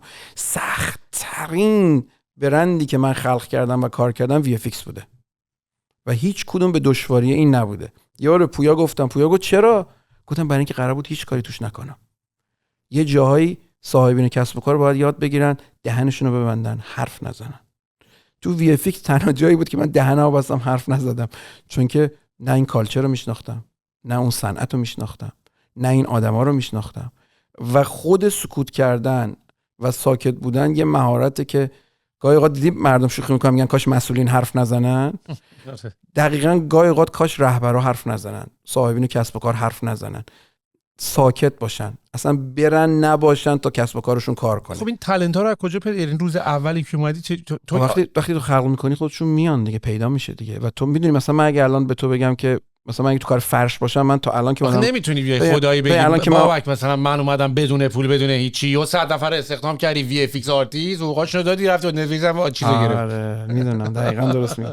ببین من الان اومدم اینجا پیش تو، تا حالا به فرشا اینجا دقت نکردم چون که تو کار فرش نیستم. خب ولی وقتی در مورد فرش صحبت میکنیم دقت میکنم.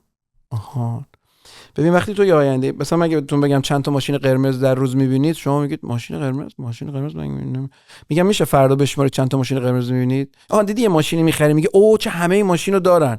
ببین تا قبل از اینم همه این ماشینو سوار میشدن، تو تمرکز گوشی روی ماشین. تو وقتی تمرکز میذاری رو اون خلق آینده و آینده‌ای که میخوای بشه، اون وقت یه چیزا و فرصت‌هایی میبینی که اون آینده میشه دیگه. به نظر خیلی برای من خیلی تکراری و ساده است. میدونم شاید مخاطب یه جایی کلافشه، یه جایی مثل تو بگه یعنی چی، ولی واقعا همون کسی که توی ایران دفتر زد و بیش از 200 نفر پرسنل رسید و این های برند رو کار کرد، تو کانادا هم دفتر زد به بیش از شاید 170-80 نفر رسید و این همه کار رو کرد. پس ربطی به جاش نداشت. نه تا صبح بگی باور نمی‌کنم. یعنی نه که باور نمی‌کنم، یعنی همون داستانی که یه ناگفته‌ای توش وجود داره. خب میدونی چرا ما دنبال ناگفته ایم؟ برای اینکه می‌خوایم بگیم نمیشه. نه نمی‌خوام اینو بگم. خب آخه توضیح بهم بدی بهت میگم میک سنس می‌کنه یا نمی‌کنه دیگه. الان برام خیلی نمی‌کنه. الان تو سایتتون هم دارم نگاه می‌کنم. کدوم سایتمون؟ همین وی اف ایکس. وی اف ایکس. آره. ولی کوفاوندر نیستی، یعنی یه کمپانی اگزیستینگی بوده جوینش شدی، درسته؟ نه ما فاوندریم، کوفاندریم. یعنی ما 3 نفر آره دیگه 3 نفریم. من و برادرم و یکی از دوستام. آره نه اصلا ایده خلق این کمپانی شخصا مال خود من بوده. وی اف ایکس. بعد برادرم و دوست عزیزمون با هم جوین شدیم انجامش دادیم. جالبه دارم میگم. ولی مثلا اسم این کمپانی رو من نگفتم. یعنی منی که این همه در نامگذاری مشهورم صدامو بستم، ساکت شدم، گفتم تو فرنگ آمریکای شمالی رو نمیشناسی و اسمشو تو نگو. خب ولی پس خیلی نتورک و کانکشن‌های درست و خوبی هم داشتی دیگه که توی این حوزه بودن. من هیچ نتورکی نداشتم، هیچ کی رو نمیشناختم. دوست دارم به هم بریزه، برای اینکه قرار نیست ما نیت من، تعهد من اینه که ما چیزی رو بشنویم در این گفتگو، برای خودم و همه، که قبل از این قادر به شنیدنش نبودیم و اصلا نمیدونستیم که ما نسبت به این کریم. میدونی ما چیزی رو ببینیم که قبل از این نمیدیدیم و اصلا نمیدیدیم که نمیدیدیمش. من دنبال اینم و خیلی خوشحالم که تو میگی بابا نمیشه. میدونم دنبال مثلا اگه ایران بودیم یه برچسب میزنن دیگه، میگن نه این به من میزدن، میگفتن باباش تو تلویزیونه، مثلا کارمند قدیم بوده، این بازیگره، این رفیق زیاد داره، این چیزا میگن دیگه. خدا رو شکر اینجا نه بابام تو تلویزیون اینجاست، نه تو سینمای هالیوود کار کردم.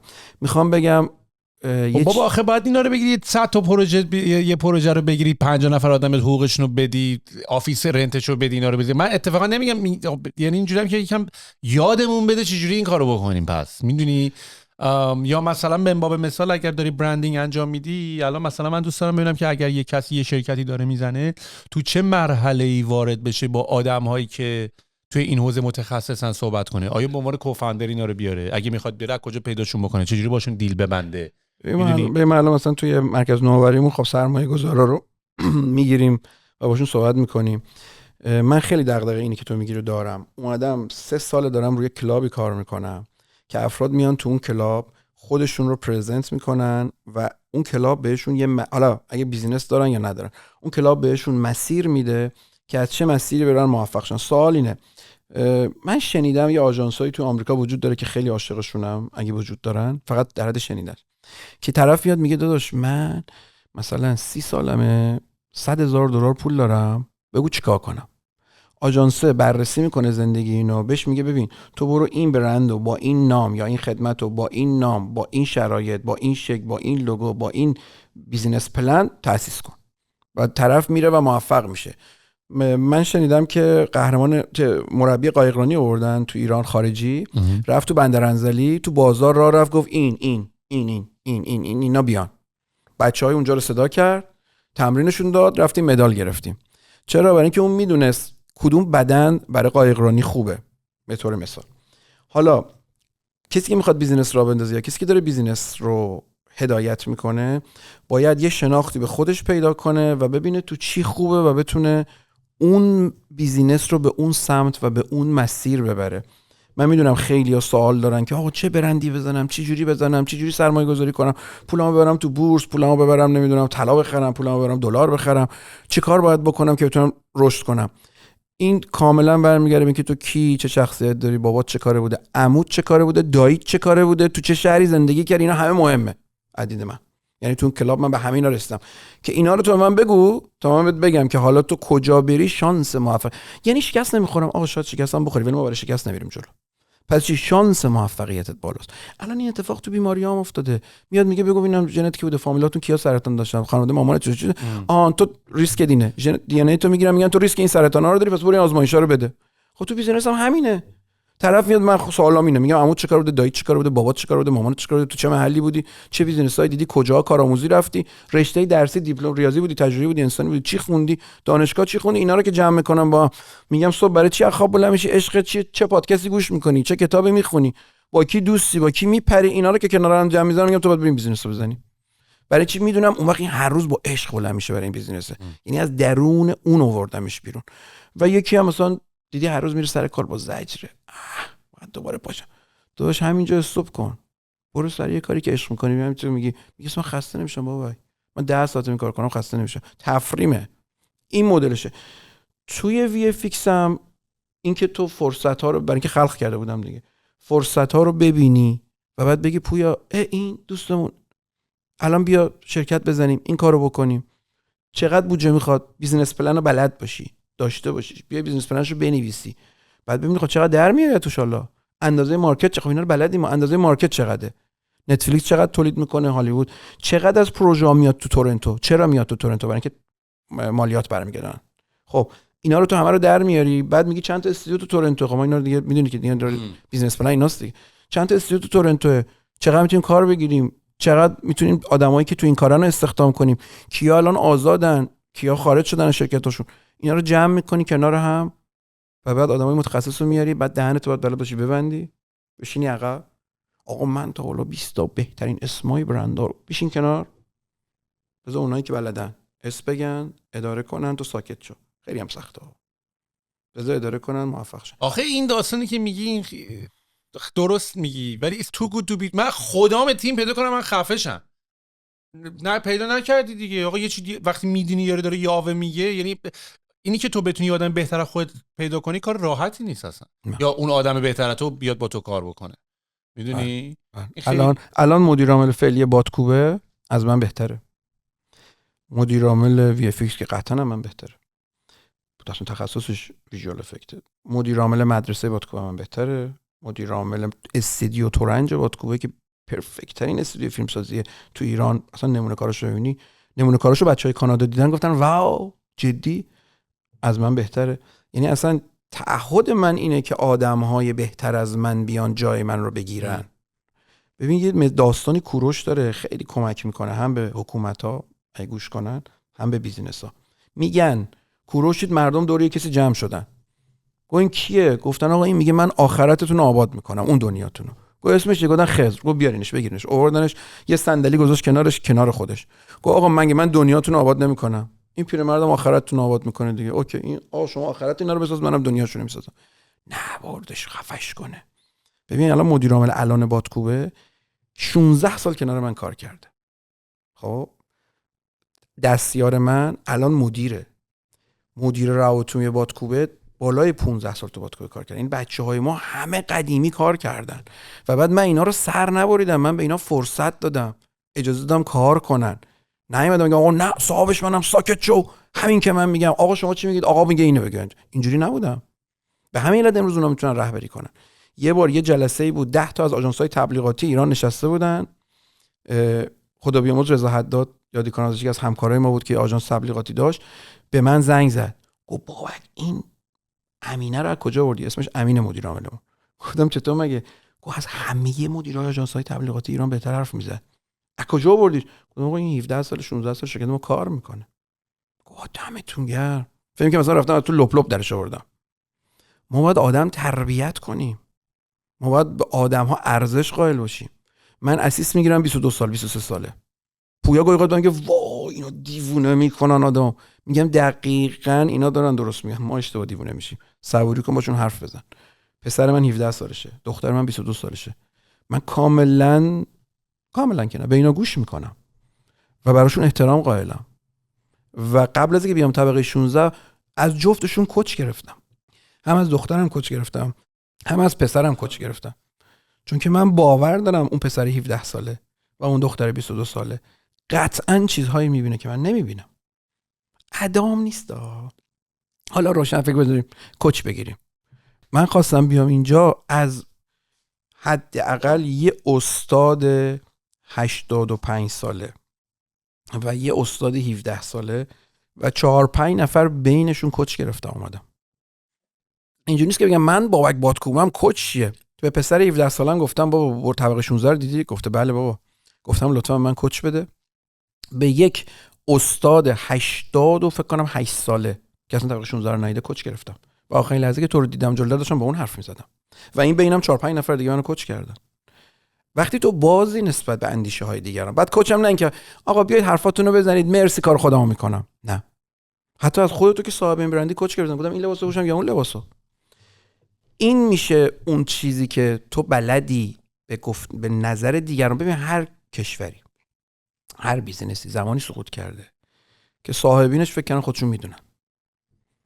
میدونی اصلا دانایی وجود نداره سهیل، در حقیقتی وجود نداره. اصلا یک سری فکت هست که هر آنچه که کار بکند درود بر تو و تو باید ببینی چی کار میکنه. مثلا قرص آنتی بیوتیک الان برای من کار نمیکنه ولی برای کسی که گلوش چرک کرده کار میکنه. بالاخره کار میکنه یا کار نمیکنه؟ داداش یه جایی کار میکنه یه جایی کار نمیکنه دیگه. یه جایی هم شاید مدیرا باید کار خودشونو بکنن ها. ولی این اندیشه دوباره برمیگردم انقلاب مشروطه که ما نیاز داریم. این ماجرایی که تو خونه ها بابا پول در میاره همه ساکت، عموما نمیگم ولی همه، مادر هم کار میکنه همه ساکت، بچه‌ها هم باید عروسک برن بیان. خب این میشه همین خروجی که ما داریم. این که توی سازمان هامون یا کشورمون یک نفر باید حرف بزنه همه همینجوری فقط میرن و میان، خب کار نمیکنه. تمام اون ستون‌های زیر بچه‌ها بچه ننه میشن، همه میریزه، داغون میشه، خورد میشه. یه روزم که بابا ننه نیستن بچه همینجوری چیکار بکنم الان. من سازمان هام رو و برندهایی که افتخارشون کار کردم و جوری حرکت دادم، من از عقل و شعور کم خودم، که آقا سیستم باید تصمیم بگیره. باید مدیر مثلا استراتژی در مورد استراتژی تصمیم بگیره، باید مدیر دیجیتال در مورد دیجیتال، مدیر عامل در مورد مدیر. من که تازه من یه عالمه خرابکاری میکنم. ببین من 18 سالگی مدیر عامل بودم. گاهی اوقات نگاه میکنم به خودم و خجالت میکشم. و یکی از علایقم اینه که مثلا به حرفای یه سال پیشم گوش میکنم، تعجب میکنم، میگم چرا اینا رو میگفتی؟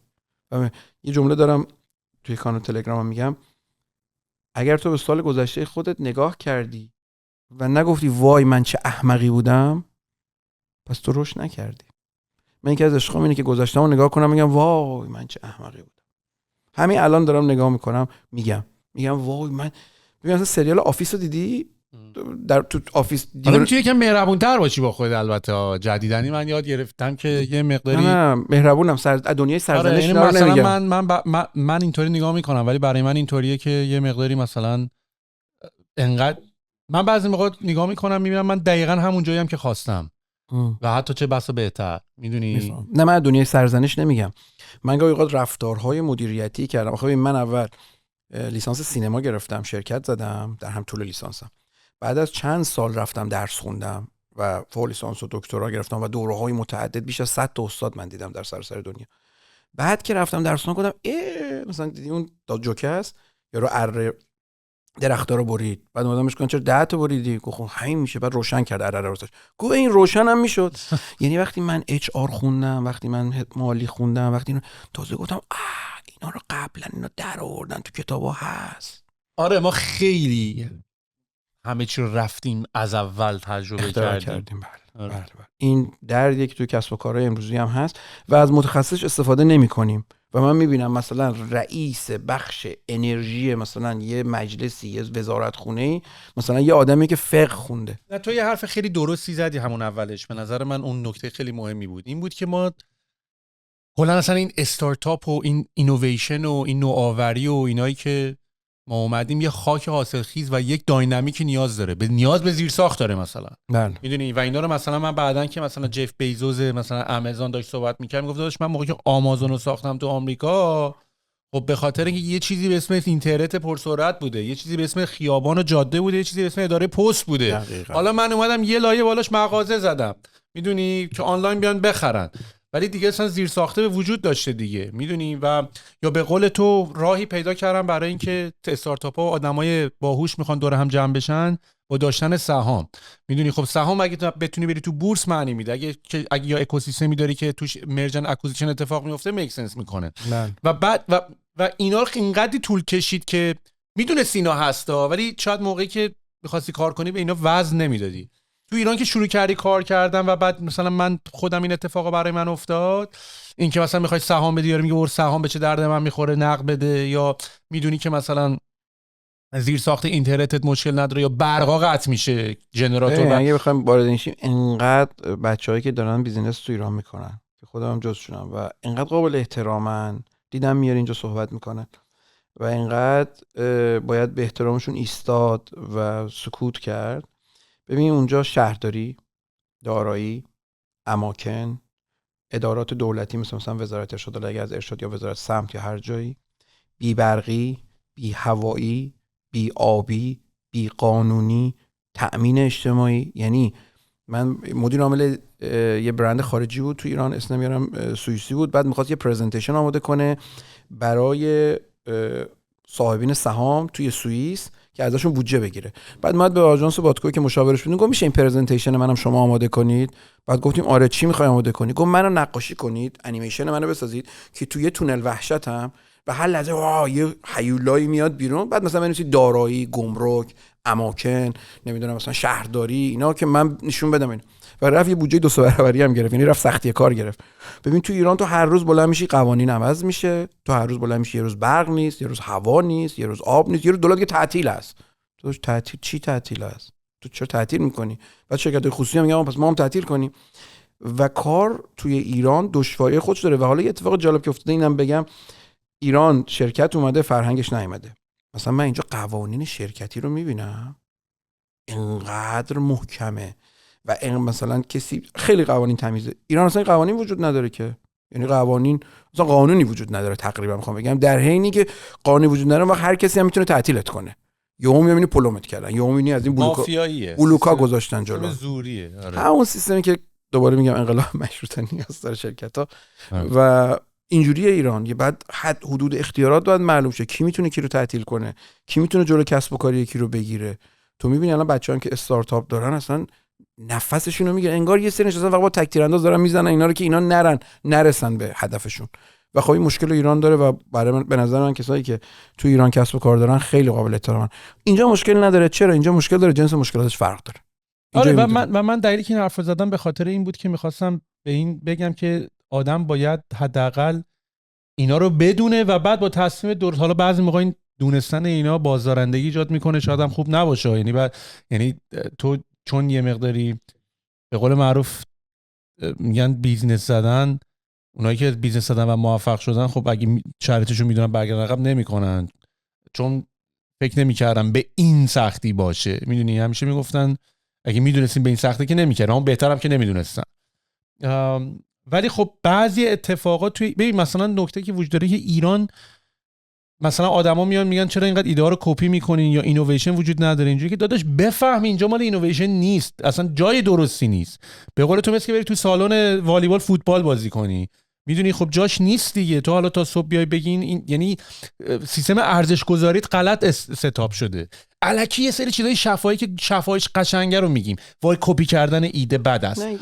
یه اتفاقی افتاده تو جامعهمون و تو بیزینسمون. ملت ما به خاطر اینکه تحت فشار هستن، هم جهانی هم داخلی، علاوه اقتصادی و همه چی، رفتیم رو حالت بقا و سروایو. تو وقتی میری رو حالت بقا یا سروایو به هر چیزی حمله میکنی. اصطلاح ضرب المثل بگم شاید بهتر بگیریم به زبان شیرین فارسی، وقتی داری میافتی تو دره لبه شمشیرم میگیری، اصطلاحی ما داریم.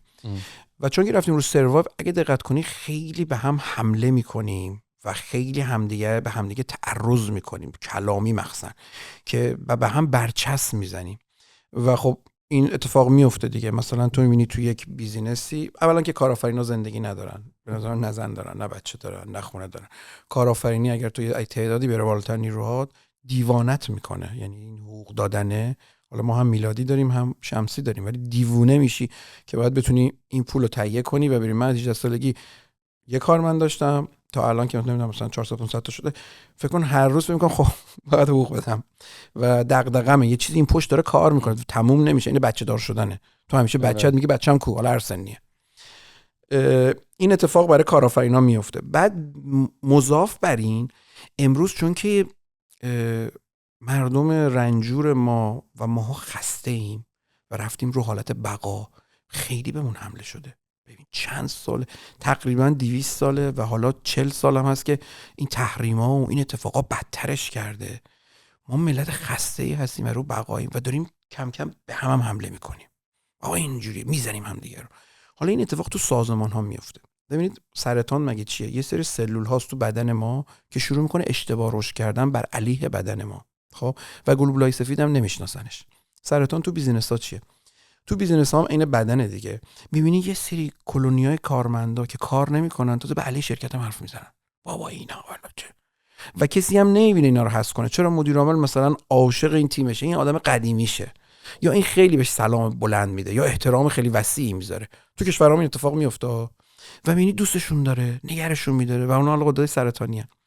ماجرا اینه که ایران به خاطر رنجوری و به خاطر تحریم ها و به خاطر بد اخلاقی هایی که توش اتفاق افتاده و شرایط سخت اقتصادی، مردمش رفتن رو من رفتم رو حالت بقا و رفتم رو حالت سروایو.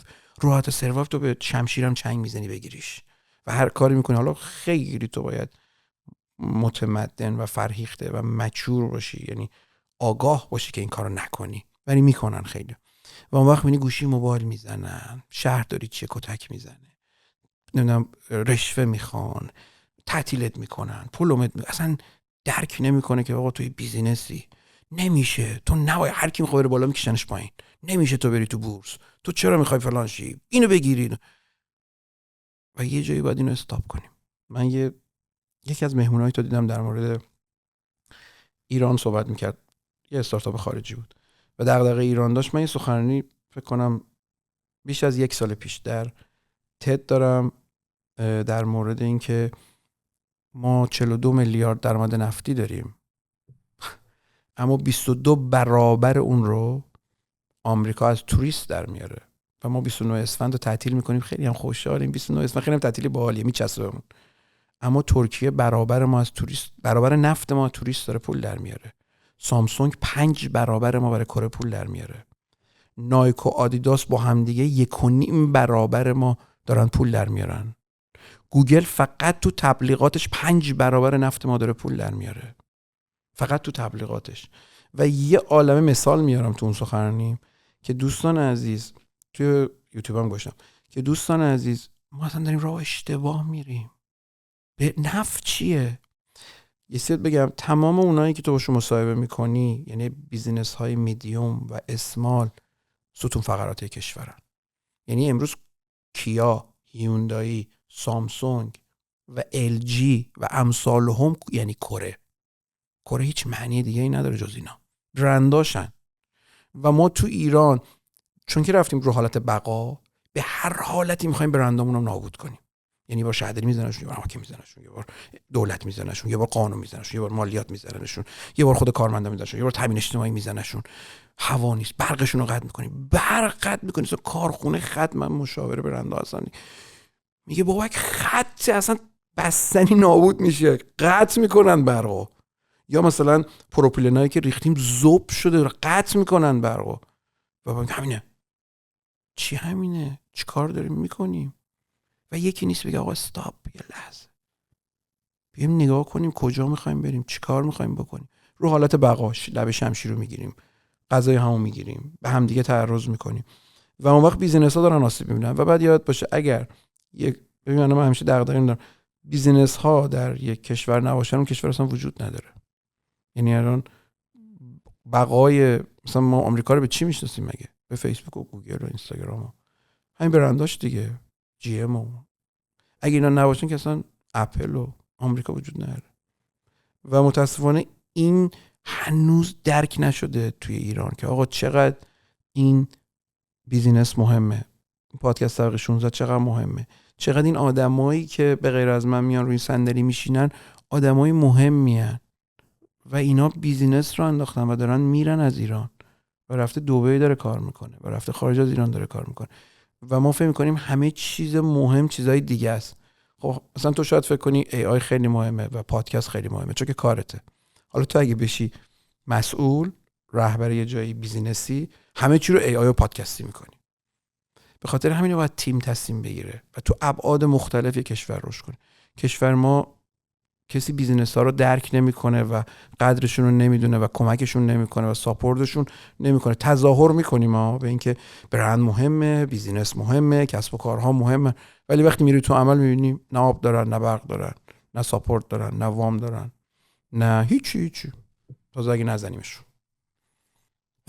داستان ایران که واقعا داستان عجیب غریبیه. ولی دمت گرم بابک. این کتابایی هم که نه کتابه یا نه دفترچه است؟ نه دوتاش فصلنامه است که تخصصی برای تبلیغات و برندینگ و مارکتینگ. اوکی این دوتا. آره که مال فصلنامه بادکوب است. یکیش هم کتابه که ما یه انتشارات هم داریم که کتابای تخصصی میزنه دوباره.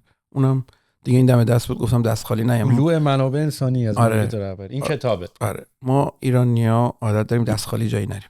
گفتم دست خالی. نه دمت هم گرم. خیلی حال داد بابک. یه 2 ساعت و نیمی با هم دیگه گپ زدیم و باید پارت بندیش کنیم کلا. تو که تورنتوی، منم تورنتو، هم باید بیشتر هم ببینیم دیگه. خیلی خوشحال میشم. دمت گرم. خیلی حال داد. خیلی مشی بود. مرسی از شما. ممنون. امیدوارم که مخاطبم حظ برده باشه و هر کسی نمیدونم چند نفر، امیدوارم بیش از 1 میلیون نفر ببینن و بشنون و بیش از 1 میلیون کشف تو این گفتگو اتفاق بیفته. هر کسی برای خودش یه چیز خارق العاده کشف کنه و بره. نمیشه و اینا رو واقعا نمیگم نیست، نمیشه کلمه ای هست که هست ولی میشه هم هست و انتخاب شماست که نمیشه استفاده کنید یا هم میشه.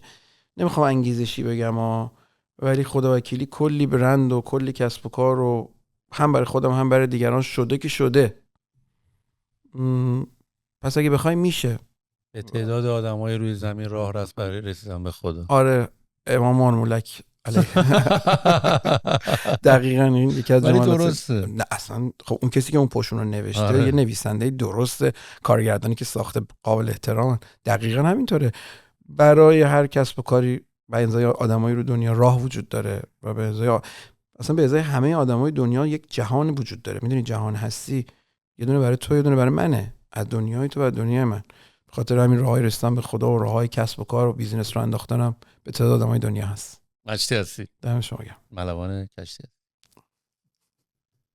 خیلی مخلص. دان